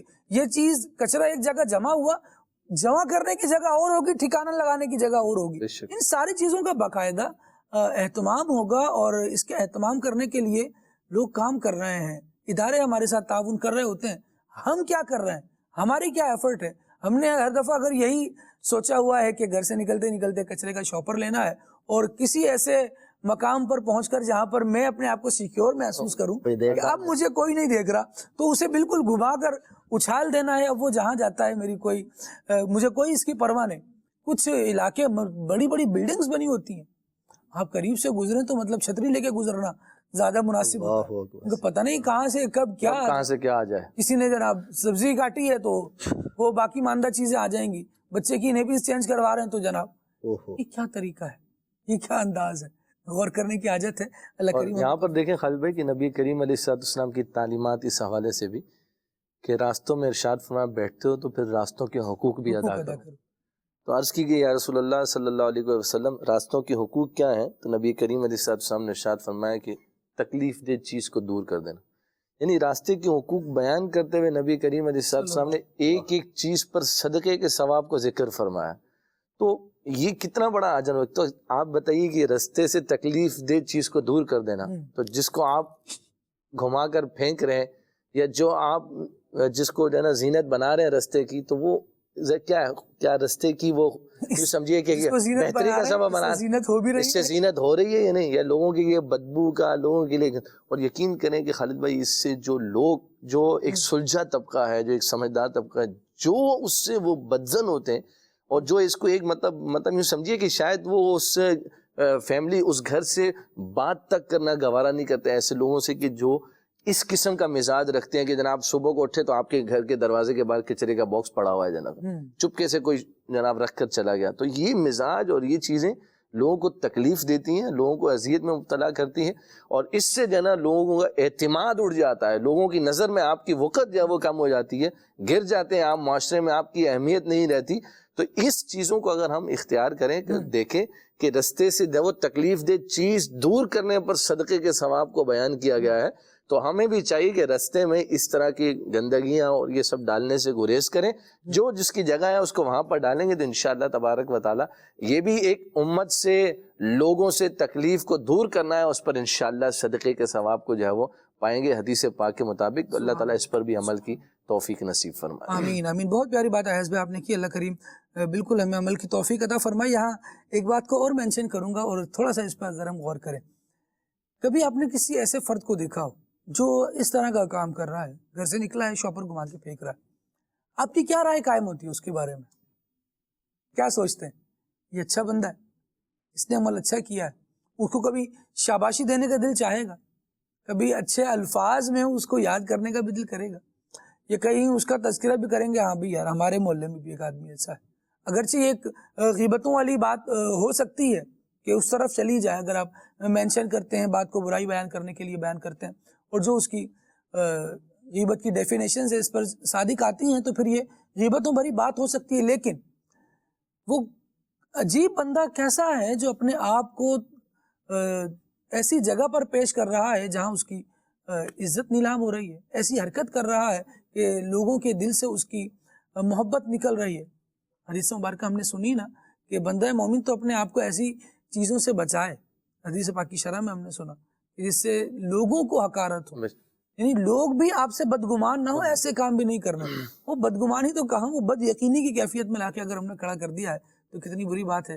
اللہ کریم ہمیں عقل سلیم عطا فرمائے۔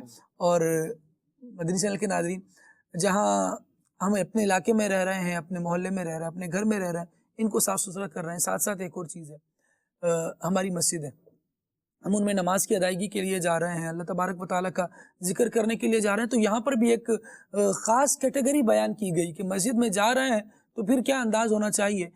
جن کو اللہ تبارک و تعالیٰ حج کی سعادت عطا فرما رہا ہے، مسجد حرام جا رہے ہیں، مسجد نبوی میں حاضر ہو رہے ہیں، وہاں بھی ایک جو بے دہانی کی زندگی گزار رہا ہے، غفلت کوتاہی کی زندگی، سستی کی زندگی گزار رہا ہے نا، ایسا نہیں ہوتا کہ کہیں وہ پہنچے تو اس کا اچانک سے سافٹ ویئر اپڈیٹ ہو جائے۔ وہ ایک چیز جو فطرت میں موجود ہوتی ہے نا، تو وہ گندگی کر رہا ہوتا ہے، جو کھایا ریپر وہیں چھوڑ دیا۔ جہاں ہے وہاں ہم نے صاف ستھرا رہنا ہے۔ ابھی آپ کو ایک پیکج دکھانے جا رہے ہیں، مکے کی بہار ہے، بہت پیارا یہ پیکج ریکارڈ کیا گیا، آئیے دیکھتے ہیں مکے کی بہار۔ صلو علی الحبیب صلی اللہ تعالی علی محمد و علی آلہ و صحبہ وبارک وسلم۔ ہر عاشق رسول کو جہاں مدینے سے محبت ہوتی ہے وہاں مکہ پاک سے بھی محبت ہوتی ہے۔ آج انشاءاللہ عز و جل ہم مکہ پاک کے بارے میں کچھ پیاری پیاری باتیں سنیں گے، اپنا ایمان تازہ کریں گے اور محبت مکہ میں مزید اضافہ کرنے کی کوشش کریں گے۔ حضرت سیدنا وہب بن منبہ رحمۃ اللہ تعالی علیہ فرماتے ہیں کہ تورات شریف میں ہے، اللہ پاک بروز قیامت اپنے 7 لاکھ مقرب فرشتوں کو بھیجے گا، جن میں سے ہر ایک کے ہاتھ میں سونے کی زنجیر ہوگی۔ اللہ پاک فرمائے گا جاؤ اور کعبہ کو ان زنجیروں میں باندھ کر محشر کی طرف لے آؤ۔ فرشتے جا کر اسے زنجیروں سے باندھ کر کھینچیں گے اور ایک فرشتہ پکارے گا اے کعبۃ اللہ چل، تو کعبۃ اللہ کہے گا میں نہیں چلوں گا جب تک میرا سوال پورا نہ ہو جائے۔ سبحان اللہ۔ فضائے آسمانی سے ایک فرشتہ پکارے گا تو سوال کر، تو کعبہ بارگاہ الہی میں عرض کرے گا اے اللہ پاک تو میرے پڑوس میں مدفون مومنین کے حق میں میری شفاعت قبول فرما۔ سبحان اللہ۔ تو کعبہ شریف ایک آواز سنے گا میں نے تیری درخواست قبول فرما لی۔ حضرت سیدنا وہب بن منبہ رحمۃ اللہ تعالی علیہ فرماتے ہیں پھر مکہ مکرمہ میں دفن ہونے والوں کو اٹھایا جائے گا، جن کے چہرے وائٹ یعنی سفید ہوں گے، وہ سب احرام کی حالت میں کعبے کے گرد جمع ہو کر تلبیہ یعنی لبیک اللہم لبیک یہ پڑھ رہے ہوں گے۔ پھر فرشتے کہیں گے اے کعبہ چل، تو وہ کہے گا میں نہیں چلوں گا جب تک میری درخواست کو قبول نہ کر لیا جائے۔ تو فضائے آسمانی سے ایک فرشتہ پکارے گا تو مانگ، دیا جائے گا۔ تو کعبہ شریف کہے گا اے اللہ پاک تیرے گناہ گار بندے جو اکٹھے ہو کر دور دور سے غبار آلود میرے پاس آئے، انہوں نے اپنے اہل و عیال اور احباب کو چھوڑا، انہوں نے فرما برداری اور زیارت کے شوق میں نکل کر تیرے حکم کے مطابق مناسک حج ادا کیے، تو میں تجھ سے سوال کرتا ہوں کہ ان کے حق میں میری شفاعت قبول فرما، ان کو قیامت کی گھبراہٹ سے امن عطا فرما اور انہیں میرے گرد جمع کر دے۔ تو ایک فرشتہ ندا دے گا اے کعبہ ان میں ایسے لوگ بھی ہوں گے جنہوں نے تیرے طواف کے بعد گناہوں کا ارتکاب کیا ہوگا اور ان پر اصرار کر کے اپنے اوپر جہنم کو واجب کر لیا ہوگا۔ تو کعبہ عرض کرے گا اے اللہ پاک ان گناہ گاروں کے حق میں بھی میری شفاعت قبول فرما جن پر جہنم واجب ہو چکا ہے۔ تو اللہ پاک فرمائے گا میں نے ان کے حق میں بھی تیری شفاعت کو قبول کیا۔ تو وہی فرشتہ ندا کرے گا جس نے کعبہ کی زیارت کی تھی وہ دیگر لوگوں سے الگ ہو جائیں۔ اللہ پاک ان سب کو کعبے کے گرد جمع کر دے گا، ان کے چہرے سفید ہوں گے اور وہ جہنم سے بے خوف ہو کر طواف کرتے ہوئے تلبیہ کہیں گے۔ پھر فرشتہ پکارے گا اے کعبہ چل، تلبیہ پڑھتا پڑھتا کعبہ شریف چلے گا، پھر فرشتے اس کو کھینچ کر میدان محشر تک لے جائیں گے۔ سبحان اللہ سبحان اللہ سبحان اللہ۔ اے عاشقان رسول آپ نے سماعت فرمایا کہ کعبۃ اللہ کی زیارت کرنے کی کتنی برکت ہے، اس کا طواف کرنے کی کتنی برکت ہے۔ اللہ اکبر اللہ اکبر، تو جس جس خوش نصیب کو کعبے کے ساتھ نسبت ہوگی اللہ اکبر، کعبہ شریف اس کی سفارش کرے گا، اور ان سب کو اللہ کریم اپنی رحمت سے معاف فرما دے گا، انہیں اپنی رضا عطا فرمائے گا اور انہیں جنت میں داخل فرمائے گا۔ تو میرے پیارے عاشقان رسول، ہمیں چاہیے کہ ہم دنیا کی الجھنوں سے نکل کر، دنیا کے دیگر معاملات سے نکل کر کوشش کریں کہ اللہ پاک کے فضل و کرم سے ہمیں بھی جلد کعبۃ اللہ کا سفر نصیب ہو جائے، ہم بھی طواف کعبہ کی سعادت حاصل کریں، ہم بھی کعبۃ اللہ کو دیکھ کر اپنا کلیجہ ٹھنڈا کریں، ہم بھی کعبۃ اللہ کے سامنے کھڑے ہو کر زمزم پئیں، ہم بھی کعبۃ اللہ کا غلاف پکڑ کر اشک باری کے ساتھ اللہ کے دربار میں دعا کریں۔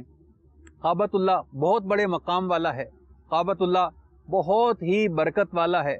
کعبۃ اللہ شریف کی نسبت انشاءاللہ عاشقان رسول کو قیامت کے دن اللہ تعالیٰ کی بارگاہ میں بڑے بڑے مقام دلوائے گی۔ اللہ پاک ہمیں کعبۃ اللہ سے محبت کرنے، اس کا طواف کرنے اور اس کی زیارت کرنے کی توفیق عطا فرمائے، آمین بجاہ النبی الامین صلی اللہ علیہ وسلم۔ صلو علی الحبیب صلی اللہ تعالی علی محمد۔ ماشاءاللہ، یہ خانہ کعبہ کی برکتیں ہیں کہ یہ ایسے شفاعت بھی کروائے گا، ایسے لوگوں پر اللہ کریم کرم فرمائے گا جنہوں نے خانہ کعبہ کا طواف کیا ہوگا، اسے دیکھا ہوگا۔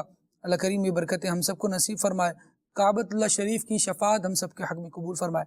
آپ کی کال شامل کرتے ہیں۔ جنید مدنی کراچی سے عرض کر رہا ہوں، ماشاءاللہ آپ کا پروگرام کھلا ہے، صلی اللہ علیہ کہتے کہتے بہت اچھا ہے، بہت کچھ سیکھنے کو ملتا ہے، بہت سارے کلام بھی اس کے ذریعے سننے کو ملتے ہیں، اس کے علاوہ گھریلو علاج بھی پتہ چلتے ہیں۔ اللہ تبارک و تعالیٰ آپ سب کو دراز عمر بالخیر عطا فرمائے۔ میری ایک فرمائش تھی کہ میری الفت مدینے سے یوں ہی نہیں۔ سبحان اللہ، انشاءاللہ، جزاک اللہ اپریسیشن کے لیے بہت شکریہ۔ اللہ کریم آپ کو بھی برکتیں عطا فرمائے۔ انشاءاللہ کلام شامل کریں گے، مزید کال دیجیے۔ میرا نام محمد اسماعیل اتاری ہے، میں جامعۃ المدینہ احمد آباد ہند سے عرض کر رہا ہوں، مجھے یہ کلام سنا دیجیے، اے ختم رسول مکی مدنی، جزاک اللہ خیرہ۔ ماشاءاللہ ماشاءاللہ، مزید۔ میرے پیارے پیارے خالد انکل، میں ہوں فاطمہ طاری آمین چنابا سے۔ میرے پیارے پیارے حسان بھائی، آپ مجھے یہ کلام سنا دیجیے، مدینے کا فیل جاتے ہے میں بھی آؤں گا، جزاک اللہ خیرہ۔ ماشاءاللہ ماشاءاللہ، بہت شکریہ جناب، بہت پیاری آپ نے فرمائش کی، اللہ آپ کو برکت دے، اور تھوڑی سی آپ نے پوری بھی کر دی، خود سنا بھی دی۔ مزید کال دیجیے۔ محمد شاہ مداری رجحان مداری سے بات کر رہا ہوں، مجھے در پہ پھر بلانا مدنی مدینے والے یہ نعت سنا دیں۔ سبحان اللہ سبحان اللہ۔ تقریباً فرمائشیں زیارات کی کالز پر ہی مشتمل ہیں، تمنائیں ہیں عاشقان رسول کی۔ اللہ کریم کسی کی آہ کے صدقے میں ہماری پوری فرمائے، آمین۔ مزید دیجیے۔ میں ہوں تاریہ میرے والا کے آنکھوں کا تارا، نام محمد، مجھے یہ والا کلام سنا دیجیے۔ ماشاءاللہ ماشاءاللہ، اللہ کریم برکت عطا فرمائے جی۔ حسان بھائی آپ کی طرف ہیں، کچھ فرمائشیں شامل کیجیے، پھر انشاءاللہ آگے بڑھیں گے تو میسیج لیں گے۔ صلی اللہ علیہ محمد صلی اللہ علیہ وسلم۔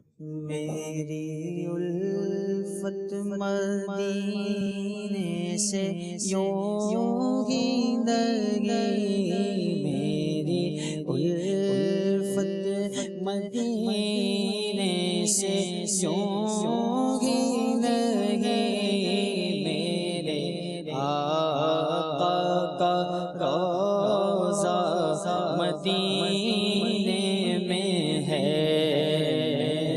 مدینے کی جانب نہ کیسے کھنچوں میں، مدینے کی جانب نہ کیسے کھنچوں، میرا دین اور دنیا مدینے میں ہے، میری الفت مدینے سے یوں ہی نہیں، میرے آقا کا روضہ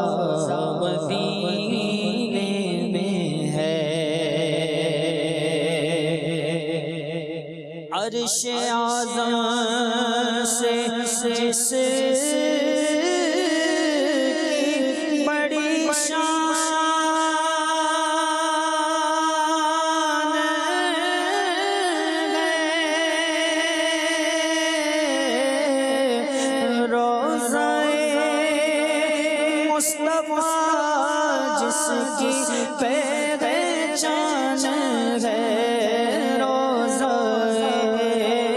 مصطفیٰ جس کی پہچان ہے جس کا پلہ کوئی محلہ لگے جس کا پلہ کوئی محلہ لگے ایک ایسا محلہ مدینے میں ہے پھر مجھے موت کا کوئی خطرہ نہ ہو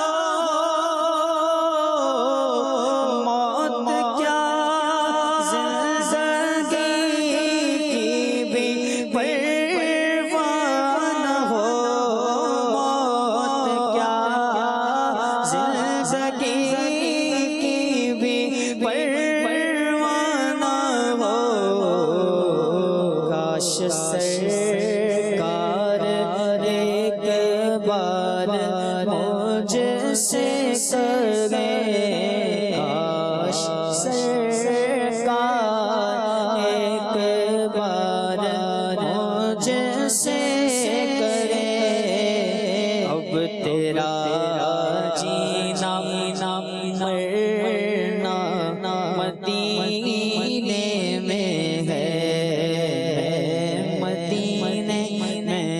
مدینے کی جانب نہ کیسے کھینچوں میرا دین اور دنیا مدینے میں ہے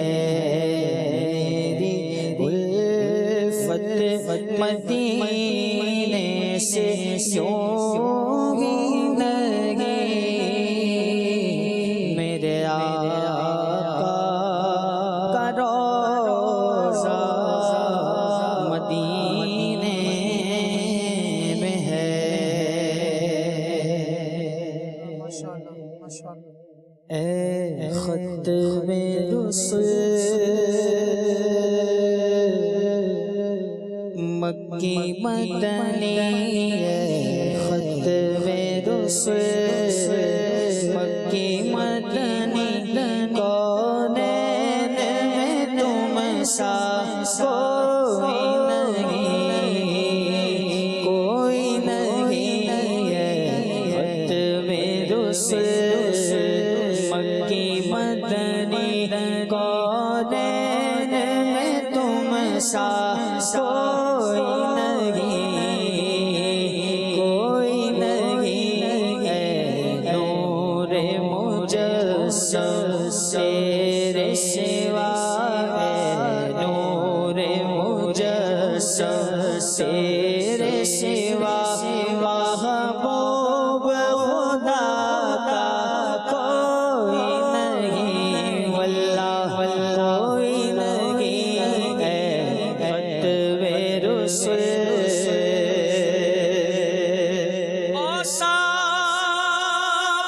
تو سب نے پائے ہیں پر حسن سراپا کوئی نہیں صاف تو سب نے پائے ہیں صاف تو سب نے پائے ہیں پر حسن سراپا کوئی نہیں پر حسن سراپا کوئی نہیں آدم سے جناب عیسیٰ تک آدم سے جناب عیسیٰ تک سرکار کے جیسا کوئی نہیں واللہ کوئی نہیں ہے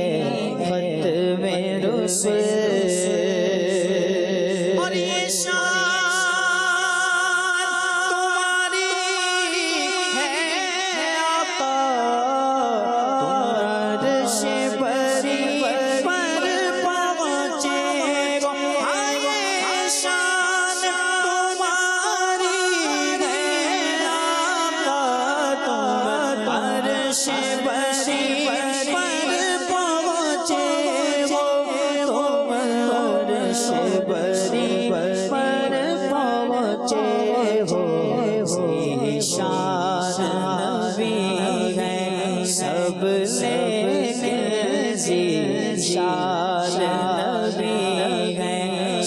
لیکن معراج کا دولا کوئی نہیں، واللہ کوئی نہیں ہے ختم رسل مکی مدنی ہے، ختم رسل مکی مدنی، کونین میں تم سا کوئی نہیں، واللہ کوئی نہیں ہے نور مجسم تیرے سوا، محبوب خدا کا کوئی نہیں، واللہ کوئی نہیں،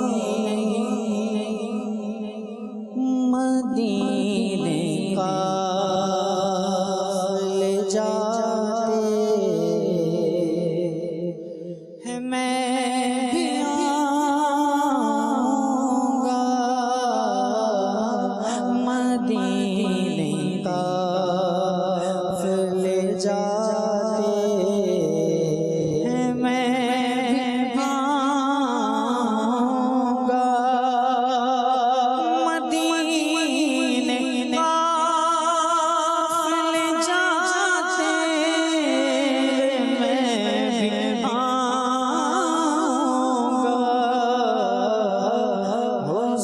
حضور کتنے ہی آتے ہیں، میں بھی آؤں گا، حضور کتنے ہی آتے ہیں، میں بھی آؤں گا، غلام آپ کے جتنے غریب ہوں پھر بھی، غلام آپ کے جتنے غریب ہوں پھر بھی، غلام آپ کے جتنے غریب ہوں پھر بھی، غلام تیرے جاتے ہیں، میں بھی آؤں گا، غلام تیرے جاتے ہیں، میں بھی آؤں گا، مدار جو مصیبت کا ہے مدینے میں، مدار جو مصیبت کا ہے مدینے میں، مجھے بھی لوگ ستاتے ہیں، میں بھی آؤں گا، مجھے بھی لوگ ستاتے ہیں، میں بھی آؤں گا، مدینے کا لے جاتے میں بھی آؤں گا۔ سبحان اللہ سبحان اللہ۔ مدنی چینل کے ناظرین، پیکج شامل کرتے ہیں حج کی برکات۔ صلو علی الحبیب صلی اللہ تعالی علی محمد وعلی آلہ وصحبہ وبارک وسلم۔ میرے آقا صلی اللہ علیہ وسلم نے فرمایا، اللہ کے نزدیک سب سے افضل عمل ایمان ہے جس میں شک نہ ہو، اور وہ جنگ ہے جس میں خیانت نہ ہو، اور حج مبرور یعنی مقبول حج اللہ کی بارگاہ میں بہت ہی پسندیدہ عمل ہے۔ حضرت ابو ہریرہ رضی اللہ تعالیٰ عنہ فرماتے ہیں، ایک مقبول حج 1 سال کے گناہوں کو مٹا دیتا ہے۔ حضرت سیدنا ماعز رضی اللہ عنہ فرماتے ہیں، حضور پاک صاحب الاولاق صلی اللہ علیہ وسلم سے پوچھا گیا سب سے افضل عمل کون سا ہے؟ فرمایا ایک اللہ پر ایمان لانا، پھر مقبول حج کرنا تمام اعمال پر ایسی فضیلت رکھتا ہے جیسے سورج طلوع ہونے اور غروب ہونے کے درمیان ہوتا ہے۔ سبحان اللہ۔ رحمت للعالمین صلی اللہ علیہ وآلہ وسلم نے فرمایا حج اور عمرہ یکے بعد دیگرے کرو، کیونکہ یہ دونوں اعمال فقر اور گناہوں کو ایسے دور کر دیتے ہیں جیسے بھٹی لوہے، سونے اور چاندی کے زنگ کو دور کر دیتی ہے، اور مقبول حج کا ثواب جنت کے سوا کچھ نہیں۔ یہ سنن ترمذی شریف کی حدیث پاک کا خلاصہ میں نے عرض کیا۔ آخری نبی مکی مدنی صلی اللہ علیہ وسلم نے فرمایا حج مبرور یعنی مقبول حج کا ثواب جنت سے کچھ کم نہیں۔ عرض کیا گیا مبرور سے کیا مراد ہے؟ فرمایا ایسا حج جس میں کھانا کھلایا جائے اور اچھی گفتگو کی جائے، ایک روایت میں جس میں کھانا کھلایا جائے اور سلام عام کیا جائے۔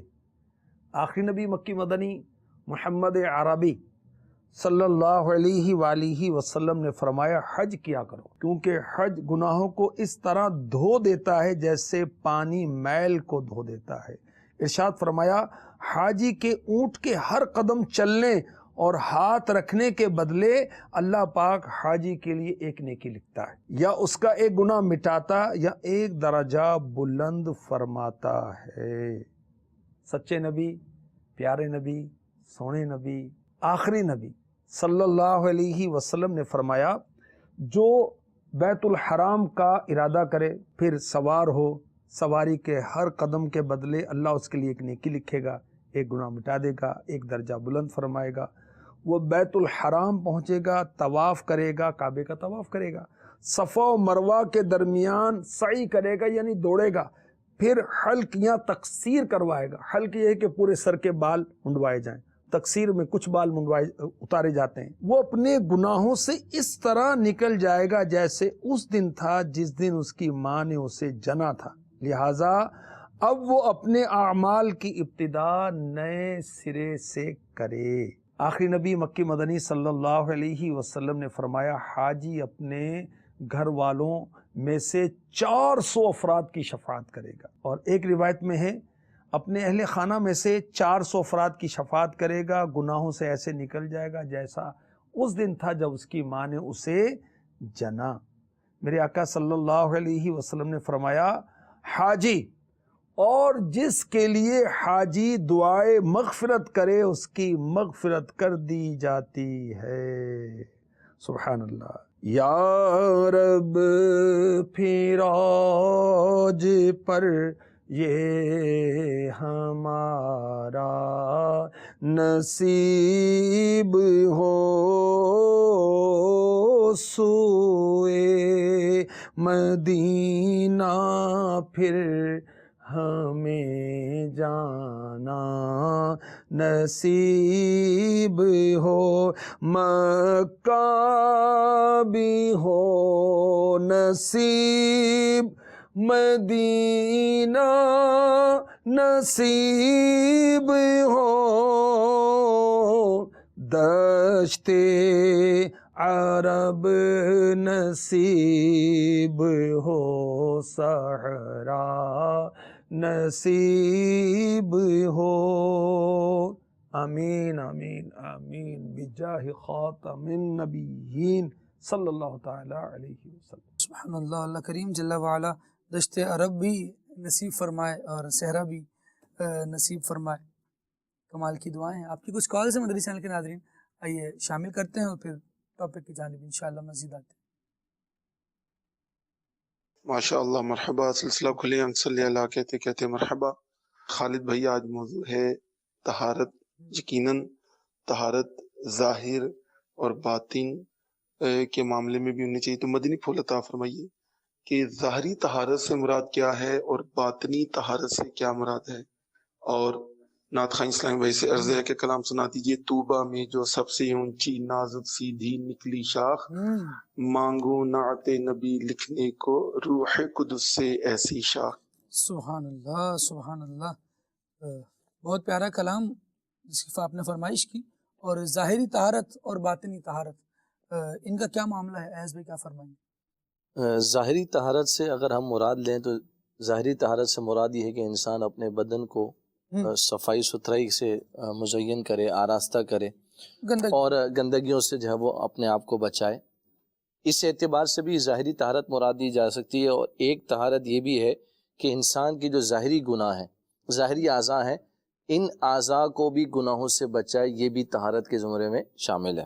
اور باطنی طہارت یہ ہے کہ دو اعتبار سے، ایک تو یہ کہ انسان اپنے آپ کو شرک کی گندگیوں سے، کفر کی گندگیوں سے بچائے، جو کہ الحمدللہ ہمیں نصیب ہے، الحمدللہ مومن ہے، کلمہ گو ہیں، نبی کریم علیہ الصلوۃ والسلام پر ایمان لانے والوں میں سے.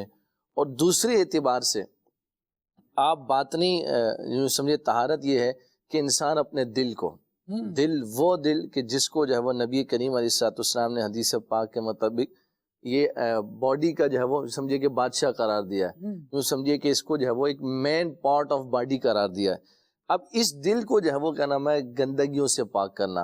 اب جیسے ظاہری اعتبار سے کوئی نجاست بدن پر لگ جاتی ہے تو اس کو دور کرتے ہیں، تو بالکل اسی طریقے سے دل بھی آلودہ ہو جاتا ہے. دل جو ہے وہ گناہوں کی گندگیوں سے آلودہ ہو جاتا ہے. ایک تو ہم نے ذکر کر دیا کہ شرک اور کفر، اس سے بچانا.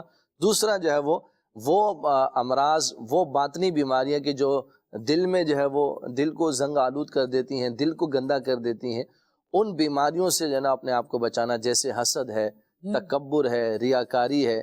تو ان سارے امراض سے، ان ساری چیزوں سے جو ہے وہ بچانے کا نام جو ہے وہ یہ بھی طہارت ہے. تو جس طرح ظاہری طہارت ہمارے لیے ضروری ہے، ظاہری طہارت جو ہے وہ یہ ہمیں خوشنما بناتی ہے، پاکیزہ بناتی ہے، ستھرا بناتی ہے، معاشرے میں کردار ادا کرتی ہے. بالکل اسی طریقے سے جو باطنی طہارت ہے یہ اللہ کی بارگاہ میں ہمیں محبوب بناتی ہے، یہ اللہ کی بارگاہ کی قریب کرنے والی ہے. تو ظاہری طہارت کے ساتھ ساتھ بلکہ اس سے کئی گنا بڑھ کر جو ہے وہ میں باطنی طہارت پر جو ہے وہ توجہ دینے کی حاجت ہے کہ بسوں اوقات ظاہری طور پر تو انسان بہت اجلا ستھرا ہوتا ہے، چمکدار ہوتا ہے، لیکن اس کا باطن جو ہے وہ گناہوں کی گندگیوں سے آلودہ ہوتا ہے. تو اس کو جو ہے وہ اپنے دل کو ان باطنی بیماریوں سے، گناہوں کی آلودگیوں سے پاک کرنا جو ہے وہ ضروری ہے. یہ ایک چھوٹے سے مناسب سے الفاظ میں نے ظاہری اور باطنی جو ہے وہ بیماریوں کی طرف اشارہ کیا ہے، ورنہ اس میں تو وسعت بہت زیادہ ہے. اگر ایک ایک چیز پر ڈیٹیل پر گفتگو کی جائے تو ظاہر ہے کہ اس کے پورا ایک طریقہ ہے، اسباب ہیں، علاج ہیں.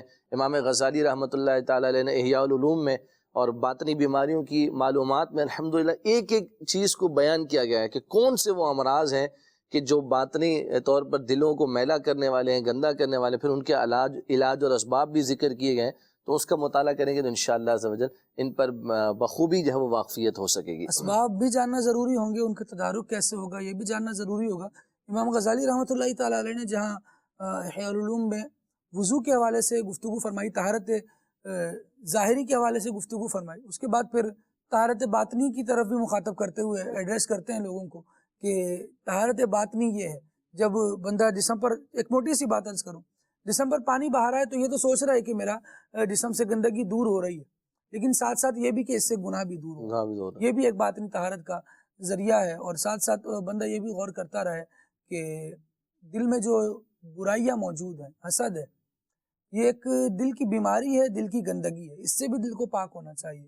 یہ پاک نہیں ہوگا، پہلے تو یہ ہے کہ جو ظاہری جسم پاک نہیں ہے تو لوگوں کو بدبو آئے گی، وہ دور ہو جائیں گے. دل کی گندگی ایسی ہے کہ لوگ قریب قریب رہیں گے لیکن دل ان کے ایسے دور ہوتے ہیں کہ آپس میں ہی ساتھ بیٹھا ہوا شخص سے دشمن ہوتا ہے اور اس کے بارے میں وسوسے پال رہا ہے، اس کے بارے میں کبھی اس کی نعمت چھن جانے کا تصور آ رہا ہے، کبھی اس سے ایسی پوشیدہ دشمنی چل رہی ہے کہ کبھی وقت ملا تو انتقام لوں گا، دوسرا تکلیف میں آ رہا ہے، یہ دل کے اندر خوش ہو رہا ہے، یہ بھی دل کی گندگی ہے.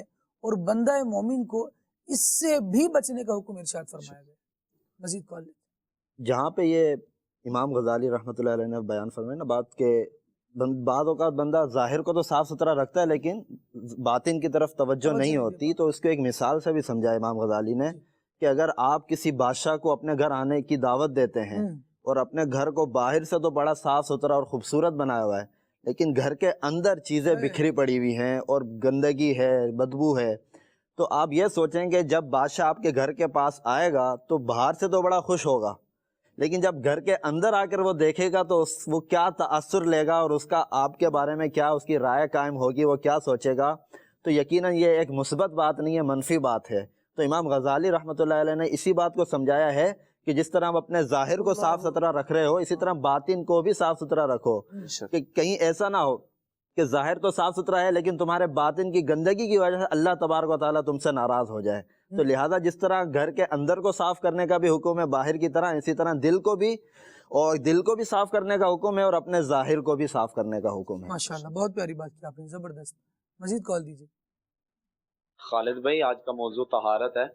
ایک تعداد ملتی ہے کہ وہ ان کو غسل کرنے کا طریقہ معلوم نہیں ہوتا، تو وہ بھی تو پھر طہارت، اور پھر یہ ظاہری طہارت تو رکھنا لیکن وہ غسل جو فرض ہے اس کا پورا نہ کرنا، اس کی تھوڑی رہنمائی فرمائیں۔ مدری چینل کے ناظرین، یہ بھی ایک علم دین کا بہت وسیع موضوع ہے اور بہت ضروری موضوع ہے کہ کہاں طہارت ضروری ہے، کہاں وضو کر کے طہارت حاصل کی جائے گی، کہاں غسل کر کے طہارت حاصل کی جائے گی۔ اور بندے پر اگر غسل کے معاملات ہیں اور وہ اس کو ادا نہیں کرتا، پھر چاہے وہ کتنا ہی وضو کر لے، جب غسل کی ادائیگی مکمل نہیں ہوئی تو پھر وضو پر وضو کیے جانا بھی کارآمد نہیں ہوگا۔ غسل کیسے اترے گا، اس کو سیکھنے کے لیے الحمدللہ عز و جل دعوت اسلامی مختلف کورسز کروا رہی ہے۔ طہارت کورس کے عنوان پر کورسز الحمدللہ کرائے جا رہے ہیں، اور فیضان آن لائن اکیڈمی سے بھی اس کا رابطہ کیا جا سکتا ہے، وہاں سے بھی کورسز کیے جا سکتے ہیں۔ اس کے علاوہ بالخصوص جس طرح آج کل چھٹیاں ہیں تو مختلف علاقوں میں دعوت اسلامی کے زیر اہتمام مختلف مساجد میں الحمدللہ طہارت کورس کرائے جا رہے ہیں، شریعت کورس کرائے جا رہے ہیں، اور دیگر مختلف کورسز کا اہتمام ہے۔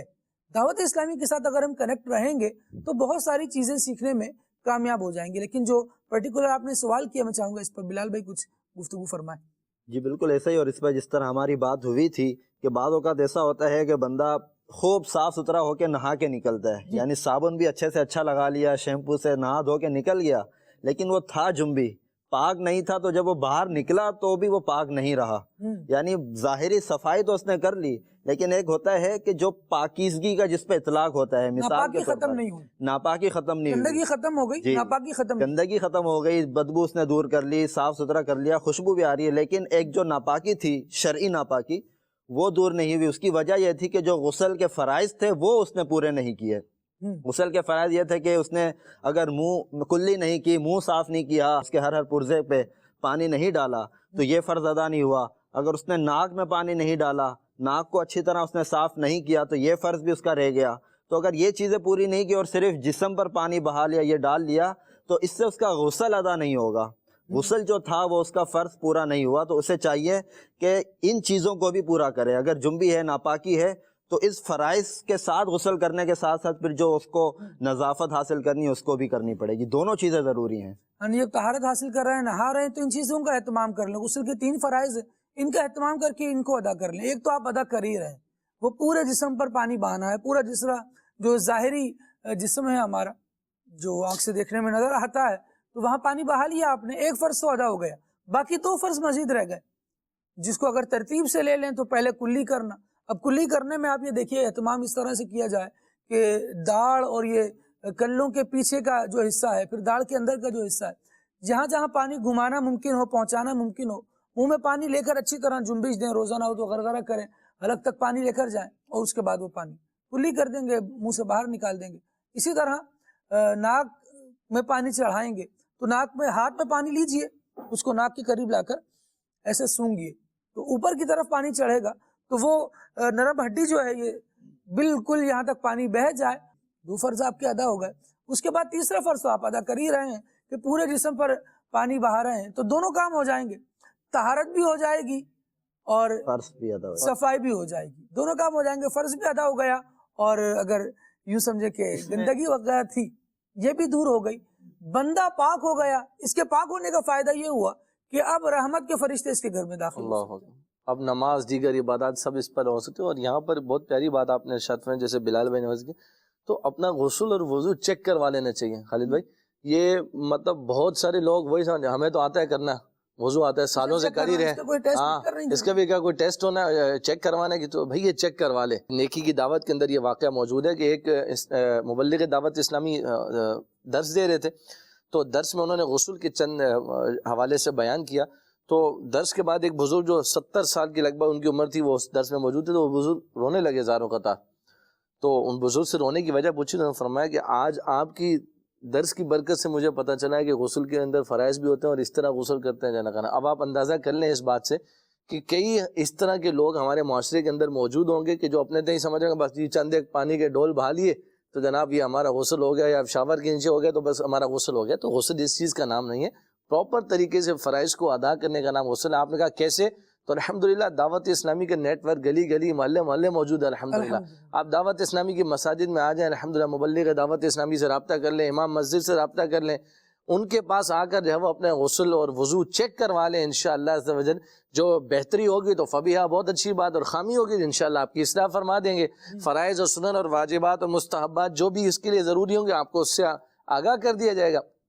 نہیں تو فیضان آن لائن اکیڈمی کے ذریعے الحمدللہ ابھی آپ کے سامنے بیان کیا گیا، اس کے ذریعے گھر بیٹھے آپ کورس کر سکتے ہیں الحمدللہ. دعوت اسلامی کے مدنی قافلوں میں سفر کیجیے، اللہ کی رحمت سے انشاءاللہ عز و جل 3 دن کے اندر آپ کو یہ پیکج ملے گا کہ انشاءاللہ وضو، غسل اور نماز کے الحمدللہ فرائض اور سنن اور مستحبات الحمدللہ آپ کو سکھا دیے جائیں گے.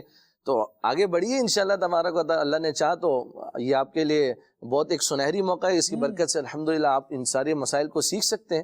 تو آسان ہے، ہمت کیجئے، آگے قدم بڑھائیے اور دین کا علم حاصل کرنے کا شوق اور جذبہ اپنے اندر پیدا کریں تو انشاءاللہ عز و جل اب کچھ مشکل نہیں رہا ہے جانا. اللہ کریم ہمیں عقل سلیم عطا فرمائے. ایک شخص سے بات ہو رہی تھی تو وہ کہنے لگے کہ میں نے اپنی 40 سال کی زندگی میں کہیں یہ نہیں پڑھا، کہیں یہ نہیں سنا. تو ان سے بات کی تھوڑی، تو میں نے کہا کہ 40 سال کی زندگی میں کتنے وقت آپ نے بیانات سنے؟ ہر جمعے آتا ہوں. چھوٹا سا رسالہ بھی نہیں پڑھا ہونا ہے 40 سال. ہر جمعے آتا ہوں. ہر جمعے کس وقت آتے ہیں؟ اور نماز کھڑی ہونے سے پہلے آ جاتے ہیں. نماز تو آپ کے پیچھے پڑھتے ہیں. اچھا بہت مہربانی، نماز اب ہمارے پیچھے پڑھتے ہیں، لیکن ذرا اس کو بھی تو دیکھیے کہ جو کہا جا رہا ہے وہ سنا بھی جا رہا ہے. بہت سے ٹاپک اس لیے بھی ڈسکس جمعے کے دن نہیں ہوتے. کبھی خطباء سے پوچھئے، جو امام صاحبان آپ کو جمعے کے دن بیان سنا بھی رہے نا، کبھی ان سے بھی پوچھئے کہ آپ ہر طرح کا ٹاپک شریعت کا ڈسکس کرتے ہیں ممبر پہ، ہر طرح کی بات کرتے ہیں؟ تو وہ بھی یہ کہیں گے کہ نہیں بھائی نہیں کرتے. کیوں نہیں کرتے؟ کیونکہ کبھی ایسا مسئلہ چل رہا ہوتا ہے جس نے پچھلی بات نہیں سنی نا اور آدھی سے جوائن کیا، اس کو مسئلہ سمجھ ہی نہیں آنا. تو جان بوجھ کر ایسے ٹاپک پھر ڈسکس بھی نہیں کیے جاتے کہ کوئی آدھے سے ہمیں جوائن کرے اور غلط مسئلہ نہ سمجھ جائے. اور ہم یہ ذہن بنائے ہوتے ہیں کہ ہم تو ہمیشہ سے آتے جا رہے ہیں. نبی اکرم علیہ الصلوۃ والسلام کی بارگاہ میں صحابہ کرام علیہم رضوان جو دین سیکھنے کے لیے موجود ہوتے تھے، ان کا اہتمام پڑھا کبھی؟ کیونکہ وہاں پر بھی کاروبار زندگی بھی چلانا تھا، زندگی کے دیگر معاملات بھی چلانے تھے، دین بھی سیکھنا تھا. تو وہ دونوں چیزوں کو یوں لے کر چلتے کہ آپس میں یوں کر لیا کرتے کہ آدھا دن میں حضور کی بارگاہ میں جب حضور درس دے رہے ہوں گے تو میں حاضر ہو جاؤں گا، دوسرا کما رہا ہوگا، پھر اگلے دن وہ حاضر ہو جائے گا تو یہ جا کر کما رہا ہوگا. کیا بات ہے. اس دوران جو حضور نے بیان کیا اگر تم نے سنا، میں غیر موجود تھا، میں غیر حاضر تھا، تو پھر جو تم سنو وہ مجھے سکھا دینا، جو میں سنوں گا وہ تمہیں سکھا دوں گا. یہ اہتمام کس لیے تھا؟ وہ تو ہر وقت حضور کے زمانے میں ہی تھے، حضور کے ساتھ رہا کرتے تھے. جتنی ہماری آج تک کی کل نمازیں نہیں ہوں گی، اتنے ان کے صرف وہ اوقات ہوں گے جو انہوں نے حضور کی بارگاہ میں دین سننے اور سیکھنے کے لیے گزارے. اس کے باوجود ان کا اہتمام یہ ہے. اور ہمارا دعویٰ یہ ہے کہ 40 سال کی زندگی میں ہم نے ایسی کبھی بات نہیں سنی. کیوں نہیں سنی؟ اس پر بھی غور کیا ہے. بہت ساری چیزیں ہیں دنیا میں، بہت سارے مقامات ایسے بنے ہوئے ہیں. آپ بولے میں 40 سال سے دنیا میں رہ رہا ہوں، مجھے تو نہیں پتا کہ فلاں ملک کہاں ہے. تو آپ کے پتہ نہ ہونے سے ایسا تھوڑی ہوگا کہ وہ ملک ہی دنیا کے نقشے سے غائب ہو جائے گا. اس چیز کا وجود ہی نہیں ہوگا. اس کا وجود ہوگا. آپ ہی سے کہا جائے گا نا کہ تھوڑی سی اپنے اویئرنیس بڑھائیے، تھوڑی سی معلومات میں اضافہ کیجیے. تو دینی معلومات کا بھی یہی معاملہ ہے. اس میں اضافہ ہمیں آگے بڑھ کر سیکھنے کے لیے جب ہم آگے بڑھیں گے تو ہو سکے گا. اللہ کریم ہمیں توفیق خیر عطا فرمائے. کال لیتے ہیں. میرا سوال یہ ہے کہ حدیث شریف میں ہے کہ صفائی نصف ایمان ہے، اس کی کچھ وضاحت فرما دیں. ماشاءاللہ اچھا سوال ہے، اور الحمدللہ اس پر ابتدا میں ہم نے گفتگو کی کہ اس سے کیا مراد ہے. اور اس کا ایک معنی یہ بھی بیان کیا گیا کہ جس طرح مکفر سیئات ایمان ہے، اسی طرح یہ جو طہارت ہے، وضو کرنا ہے، غسل ادا کرنا ہے، تو جہاں جہاں پانی کا گزر ہو رہا ہے وہاں وہاں کے صغیرہ گناہوں کو یہ بھی بہا کر لے جاتا ہے. مکفر سیئات ہے یہ طہارت، اس لیے اسے نصف ایمان بھی کہا گیا ہے. مزید کال دیجیے. میرا سوال یہ ہے کہ بچوں کو صفائی ستھرائی کا ذہن کیسے دیں؟ ہاں جی ماشاء اللہ، یہ بڑی پیاری بات کی بھائی، بچوں کو کیسے ذہن دیا جائے ایاز بھائی، صفائی ستھرائی کیسے رکھا جائے؟ بچوں کی صفائی اور ستھرائی کا تعلق جو خالد بھائی ہے وہ ظاہر ہے کہ جو گھر کے سرپرست ہیں وہ ان کے ساتھ جو دیکھیں گے وہ سیکھیں گے، جو دیکھیں گے وہی سیکھیں گے۔ دین اسلام نے تو آپ دیکھیے کہ بچوں کی صفائی اور ستھرائی کا کیسا بندوبست کیا، اہتمام کیا۔ جیسی بچے کی ولادت ہوتی ہے تو بچے کے لیے فوراً جو ہے نا غسل کا جو وہ اہتمام کرنے کا شریعت مطہرہ میں حکم ہے۔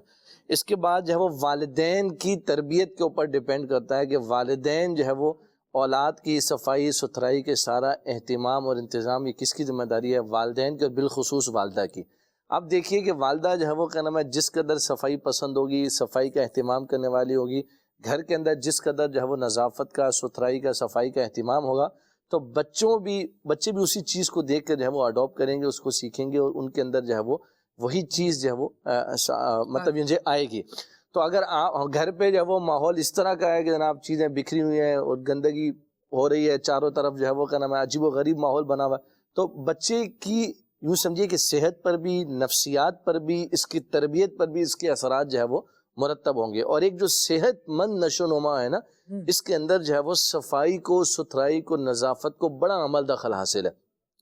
تو اس لیے والدین کی اولین طور پر یہ ذمہ داری بنتی ہے کہ وہ اپنی صفائی ستھرائی، اپنے گھر کی صفائی ستھرائی، ماحول کی صفائی ستھرائی کو آپ ملحوظ خاطر رکھیں، تو یہ ساری چیزیں وہ اثرات رکھتے ہیں کہ جو بچے کے اوپر جو ہے وہ مرتب ہوں گے، اور پھر اس کی اپنی لائف کے اندر بھی جو ہے وہ یہ ساری چیزیں ایکٹیو ہوگا۔ اگر گھر کے اندر اسی طرح کا نظام ہوگا، جو چلتی کے ساتھ چلانے والا نظام ہوگا، اور جناب سامان بکھرا ہوا ہے ادھر ادھر جو ہے وہ، اور بچے کی کیفیت بھی ایسی ہے جناب ناک بہ رہی ہے، اور دودھ جو ہے وہ کیا نام ہے کہاں کا کہاں جا رہا ہے، اور وہ اس کے لباس کا کوئی ٹھکانہ نہیں ہے، تو پھر ظاہر ہے ہاں تو بالکل وہ پھر اس طرح کا نظام جو ہے یہ بچے کی شخصیت کو بھی جو ہے وہ متاثر کرے گا۔ بزرگوں نے ایاز بھائی اس حوالے سے یہ بھی گفتگو فرمائی کہ جب بچہ گندگی سے، نجاست سے آلودہ ہو جائے، جیسے بہت چھوٹا بچہ ہے اور اپنے کپڑوں میں ہی پیشاب وغیرہ کر دیتا ہے، آلودہ کر دیتا ہے، تو فرمایا گیا کہ اس کو فوراً طہارت کا اہتمام کروایا جائے، کیونکہ اگر یہ گندا رہے گا تو اس کی یہ گندگی اس کی اخلاقی کیفیت پر اثر انداز ہوتی ہے، اس کے اخلاق خراب ہونے کا اندیشہ ہوتا ہے۔ تو ہمارے ہاں جو ایک انداز ہے کہ اگر نیپی وغیرہ اس کو باندھ دی گئی تو پھر وہ پورا دن ہی اس کو گزارنا ہے، صبح سے شام یہ بہت غلط انداز ہے، اور اس سے بچے کے اخلاق بگڑنے کا بہت زیادہ گمان ہوتا ہے، کیونکہ وہ ایک گندگی سے آلودہ ہونے کا عادی بن چکا ہے، آلودہ ہونے کا نہیں، آلودہ رہنے کا عادی بن چکا ہے، تو اس پر پھر وہ بری باتیں جلدی اثر کر رہی ہوتی ہیں، اچھی باتیں دیر سے اثر کرتی ہیں، یا وہ اچھائی کے دروازے بند کر دیتا ہے۔ کچھ کہنا چاہ رہے ہیں بلال بھائی؟ جی ایسا ہی ہے بالکل، کہ اگر وہ پاکیزگی کی حالت میں نہیں رہے گا تو بہت سی بری چیزیں بھی پھر جو ہے نا اثر کرتی ہیں، اس کے قریب آتی ہیں، تو اس کا اثر پھر اس بچے پر بھی پڑتا ہے۔ تو اسی طرح والدین پر بھی ہے کہ والدین جتنے با اخلاق ہوں گے تو اسی طرح اس کے اخلاق کا اثر ان کے بچوں پر بھی پڑے گا۔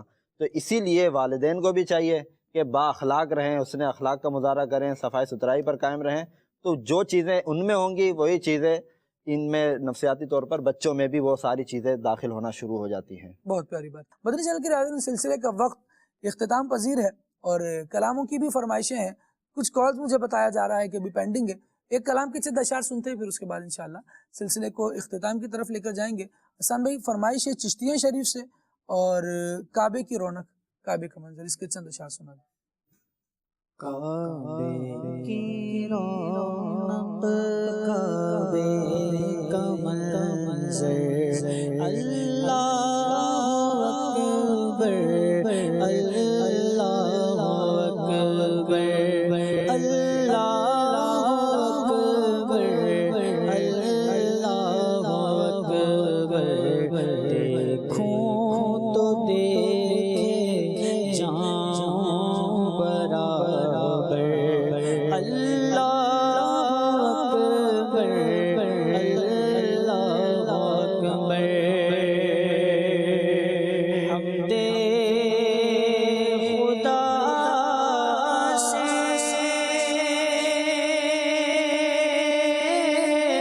تر گئے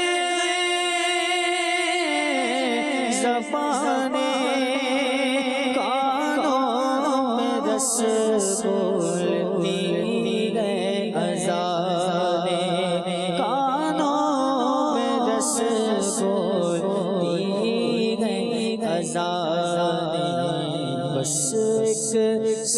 सदा रही है बराबर। अल्लाह अकबर, अल्लाह अकबर। तेरे हरम की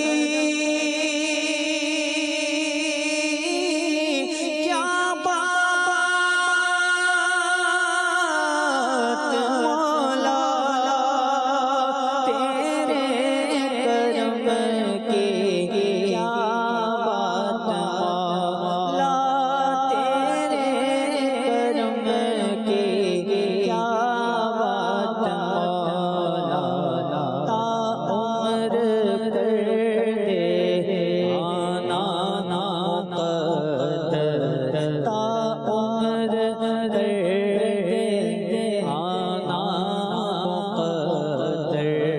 अल्लाह अकबर, अल्लाह अकबर। काबे की रौनक, काबे का मंजर। अल्लाह अकबर, अल्लाह अकबर। सुभान अल्लाह, सुभान अल्लाह। अल्लाह रब्बुल आलमीन की बारगाह में दुआ है मालिक करीम हमें बार बार प्यारा काबा, मीठा मीठा मदीना दिखाए और जो कुछ सिलसिले में बयान कर सके रब्बुल आलमीन हमें भी इस पर अमल करने की तौफीक अता फरमाए और इस पर अमल करना हम सब के लिए आसान फरमाए, तहारत और पाकीज़गी को अपनाने की सादत अता फरमाए। आमीन बिजाहि नबील अमीन सल्लल्लाहु अलैहि वसल्लम। सुब्हानक अल्लाहुम्मा व बिहम्दिका अशहदु अल्ला इलाहा इल्ला अंता अस्तगफिरुका व अतूबु इलैक। सलाम। महबूब रब अकरम लाखों सलाम तुम पर, लाखों दुरूद तुम पर, लाखों सलाम तुम पर। तुम हाकिम ज़मान हो, सुल्तान दो जहां हो। तुम हाकिम ज़मान हो, सुल्तान दो जहां हो।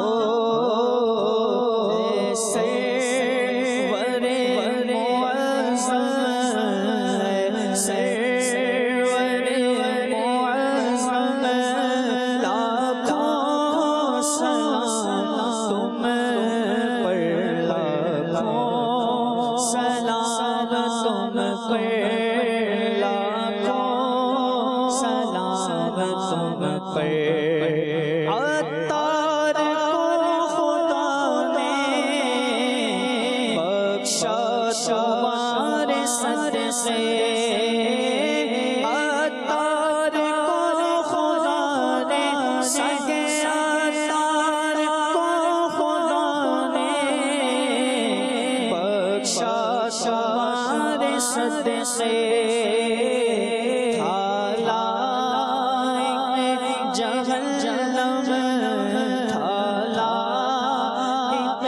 जहन्नम जहन्नम लाखों सलाम तुम